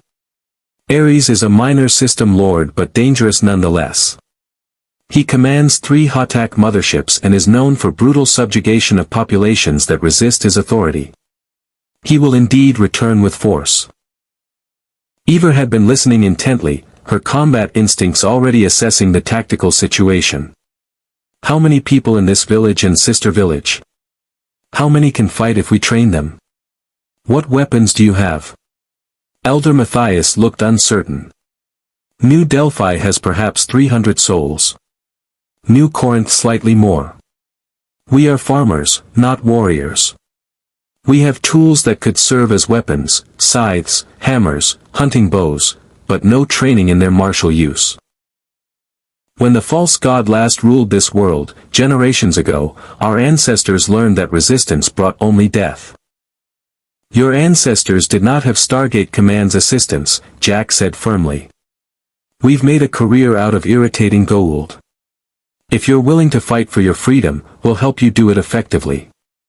What followed was 5 days of intensive preparation that transformed 2 peaceful agrarian villages into defensible positions. Carter and Daniel worked with the locals to construct improvised defensive works using ancient principles. Energy barriers powered by Naquata generators SGC had brought through the gate, concealed positions that provided cover and firing lanes, and communication networks that allowed coordination between villages. TLC and Jack handled combat training, teaching farmers how to use staff weapons captured from previous encounters with Jaffa, how to execute ambush tactics, and how to leverage their knowledge of local terrain against an invading force. Eivor's contribution was perhaps most significant. She'd spent 20 years teaching Norse warriors how to fight as shield wall formations, how to use terrain to advantage, how to maintain discipline under fire. She translated those lessons to P3 or 233's context, organizing the villagers into cohesive units and instilling the warrior's mindset that had made Vikings feared across medieval Europe. You fight not for glory or conquest, she told them in their own language, Daniel translating when her Greek failed. You fight for freedom to walk your own land, raise your own children, live without masters who claim divinity. This is most worthy cause. No god, false or true, has right to demand your submission. Stand together, fight with courage, and show this Ares that free peoples are not easily conquered. On the 5th day, as promised, Ares arrived. His Hatak descended through the atmosphere in a display of overwhelming force, the pyramid-shaped mothership casting shadows across the agricultural fields. Death gliders screamed overhead in intimidation runs, and Teltak cargo ships disgorged Jaffa warriors who formed up with military precision. SG-1 watched from concealed positions as Ares himself emerged from a transport ring, a Goa'uld who'd chosen the appearance of a Greek warrior god, armor styled after ancient hoplite design but enhanced with Naquata and advanced alloys. His ribbon device gleamed on his left hand, and his eyes glowed with the distinctive flash of a symbiote in control. People of New Delphi, Ares' voice boomed across the village, amplified by Goa'uld technology. Your defiance of my rightful demands ends today. Surrender your tribute, and I will be merciful. Resist, and I will reduce your villages to ash and enslave any who survive. You have until the sun reaches its zenith to decide. Jack checked his watch. That gives us about 3 hours. Everyone in position. Carter. Naquata generators are online and stable. The barrier will hold against staff weapons and possibly even their mothership's weapons if we're lucky. Daniel, you ready with the communication protocol? Standing by to broadcast on all Goa'uld frequencies. This should be interesting. TLC, what are our odds? TLC considered with his characteristic honesty. Against 3 companies of Jaffa warriors with air support and a Goa'uld commanding, victory is unlikely through direct confrontation. However, we do not seek victory through strength of arms alone. Right, Jack confirmed. We're going with plan ridiculous. Eivor, you sure about this? Eivor checked her axe one final time, that fierce Viking grin spreading across her face. Is excellent plan. Arrogant gods always make same mistake, they believe their own divinity. We show this Ares what happens when free peoples refuse to bow. At the designated time, Elder Matthias approached Ares under flag of parley, accompanied by Eivor wearing her most impressive armor, Norse mail and helmet polished to mirror brightness, enhanced axe gleaming with ancient technology's subtle glow. She looked every inch a warrior goddess from humanity's mythological past. Ares studied her with obvious interest. And who is this? You have found yourself a champion, mortals. She has the bearing of one who knows battle.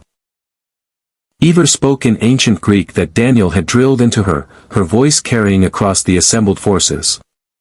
I am Eivor of the line of Odin, warrior who has walked between stars and faced those who claim false divinity. I bring message from those who guard the ring of the ancestors. Odin. Ares laughed, the sound carrying cruel amusement. The Norse primitive who fancied himself a god. I knew him, a gold miner underlord who ruled a backwards region of Earth before Ra expelled him. You claim descent from that failure? I claim no descent from gold parasite, Eivor replied coldly. I speak of true Odin, the ISU consciousness I carried and killed. I have destroyed pieces of Eden, sealed ancient installations, and sent Templar forces fleeing. And now I stand before you, Ares, to offer single combat. Your strength against mine. If you win, these people submit. If I win, you leave this world and never return.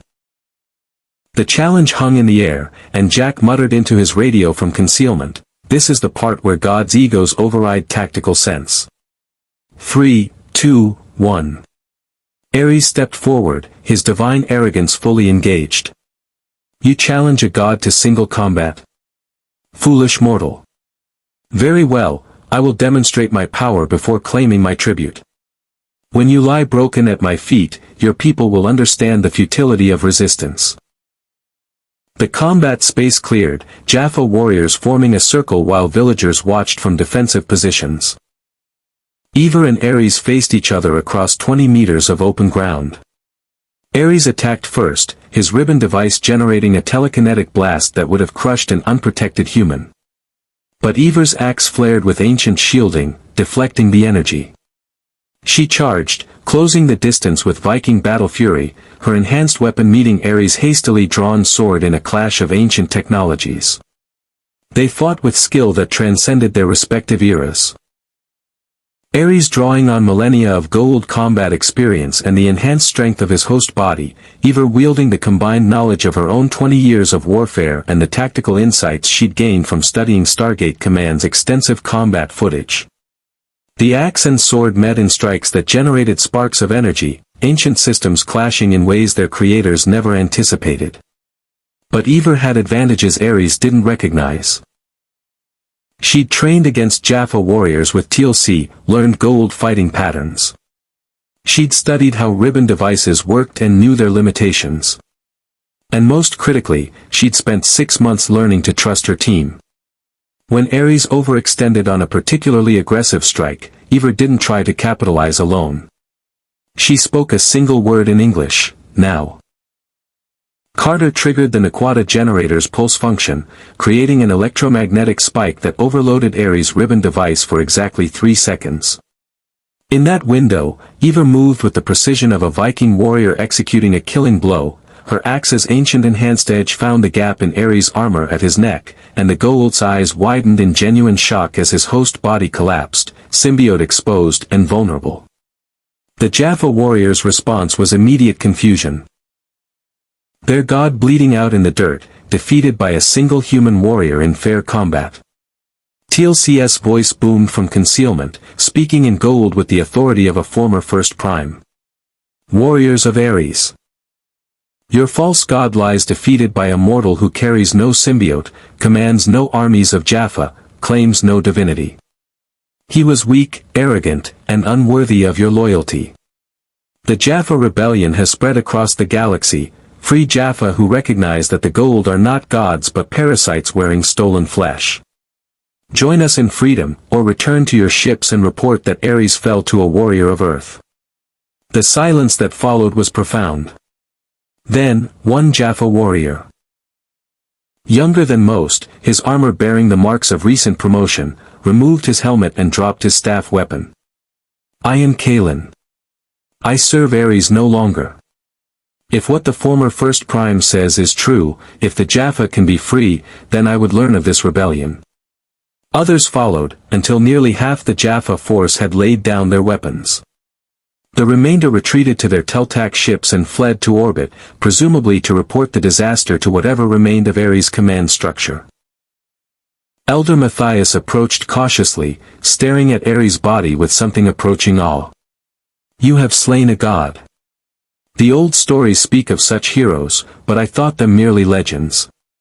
He was no god, Eivor said firmly, cleaning her axe on Ares' cloak. Just parasite who learned to wear armor and speak with arrogance. Any who claim to be gods and demand worship are either fools or liars. Remember this, you freed yourselves. I simply removed obstacle. Your people chose to fight rather than submit. That is true courage. Jack emerged from concealment with the rest of SG-1, surveying the scene with satisfaction. Well, that went better than expected. We usually lose at least one person when fighting system lords. The mission is not yet complete, TLC observed, looking at the Jaffa who'd surrendered. These warriors require transport to Jaffa rebellion strongholds, education about freedom from gold control, and access to Tretanin to replace their dependence on symbiotes. Already coordinating with Master Bratak, Carter reported, monitoring her communications device. He's sending ships to collect them.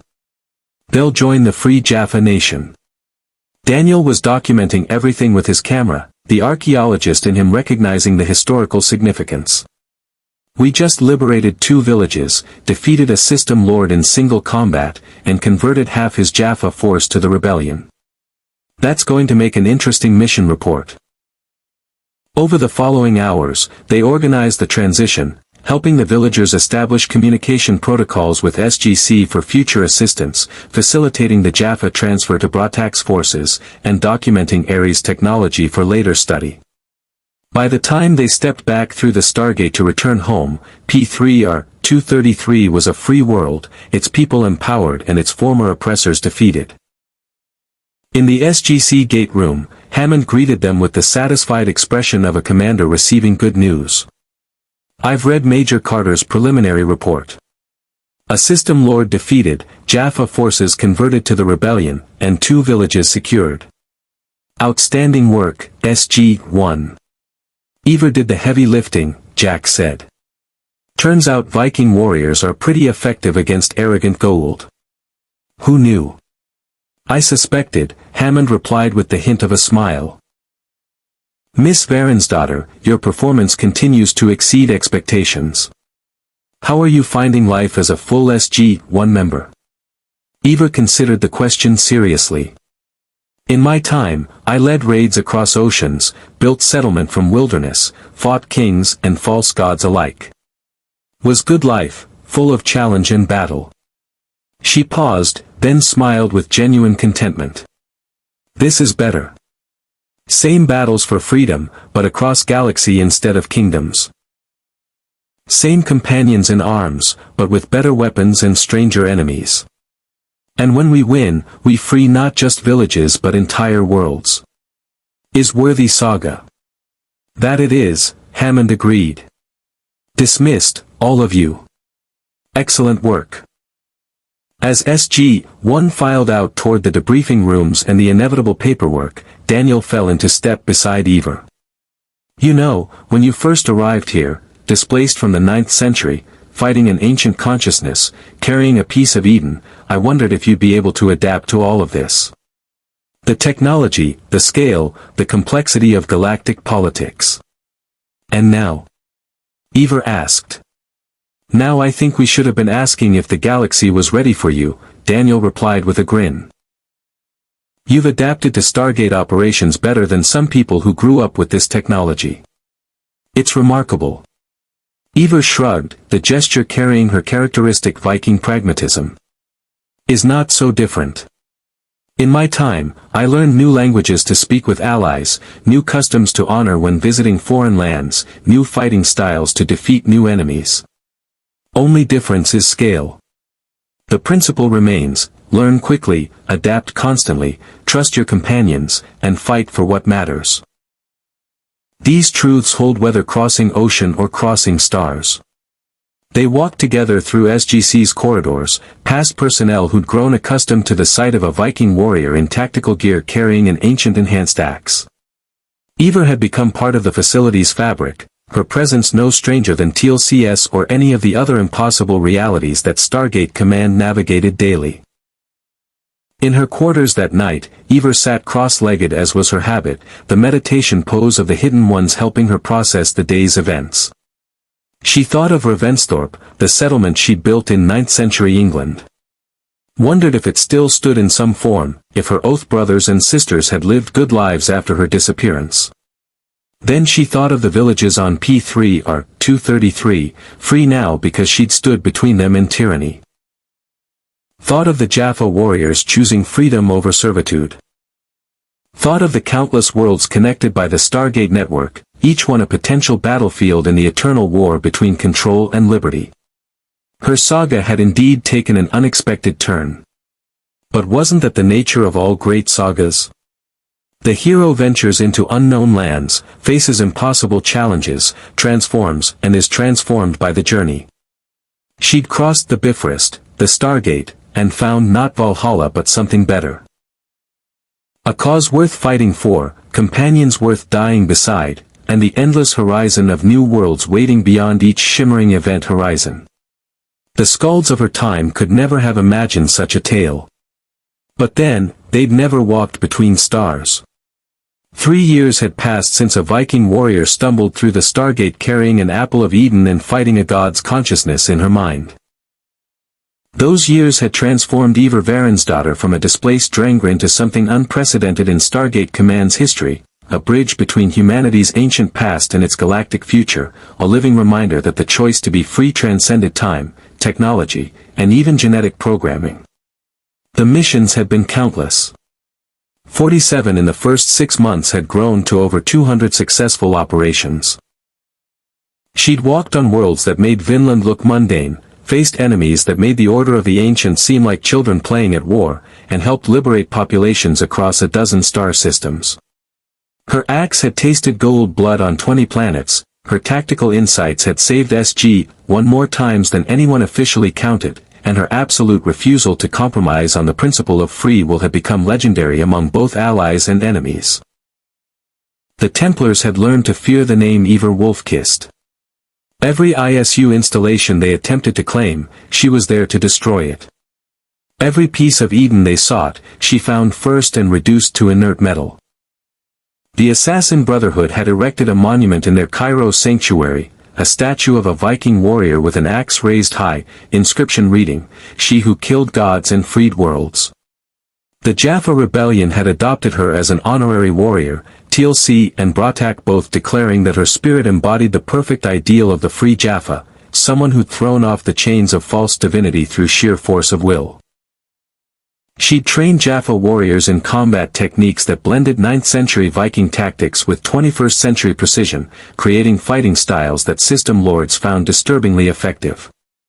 The Asgard High Council had granted her the formal designation of Defender of Autonomous Will, one of only 3 humans ever to receive such recognition from the ancient race. Thor himself had commented that Eivor represented the best of what humanity could become.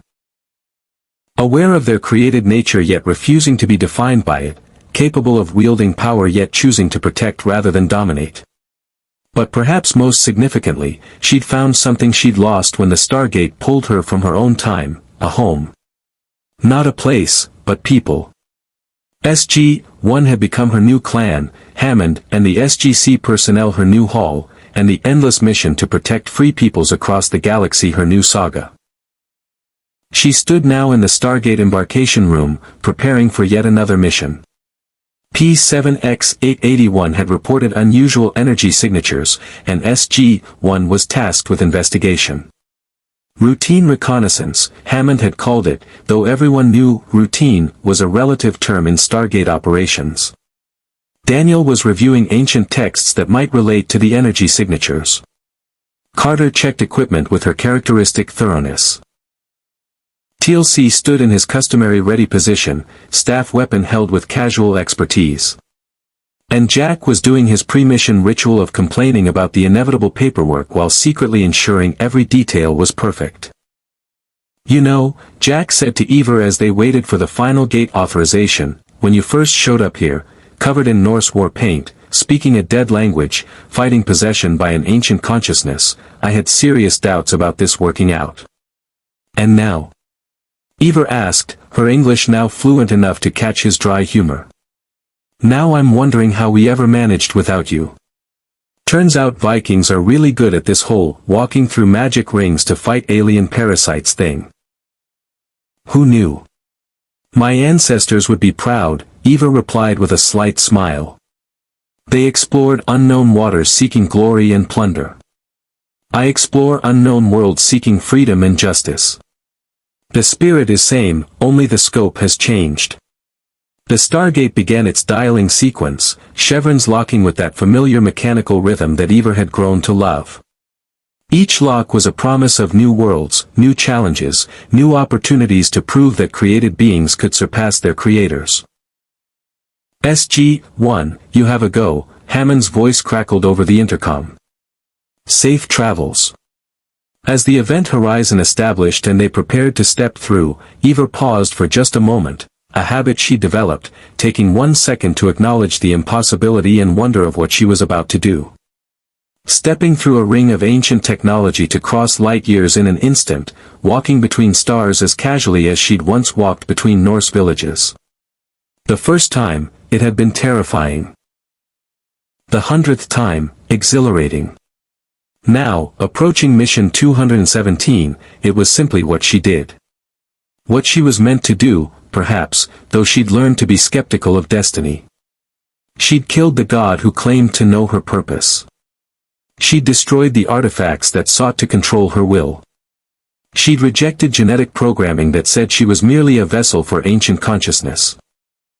And in doing so, she'd discovered her true purpose. Not dictated by ISU design or Odin's whispers, but chosen freely by a warrior who valued liberty above all else. The galaxy was vast, filled with threats to free will that ranged from parasitic false gods to well-intentioned tyrants. The Stargate network connected thousands of worlds, each one a potential battlefield in the eternal conflict between control and freedom.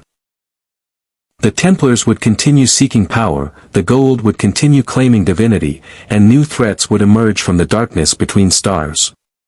But SG-1 would be there to meet them.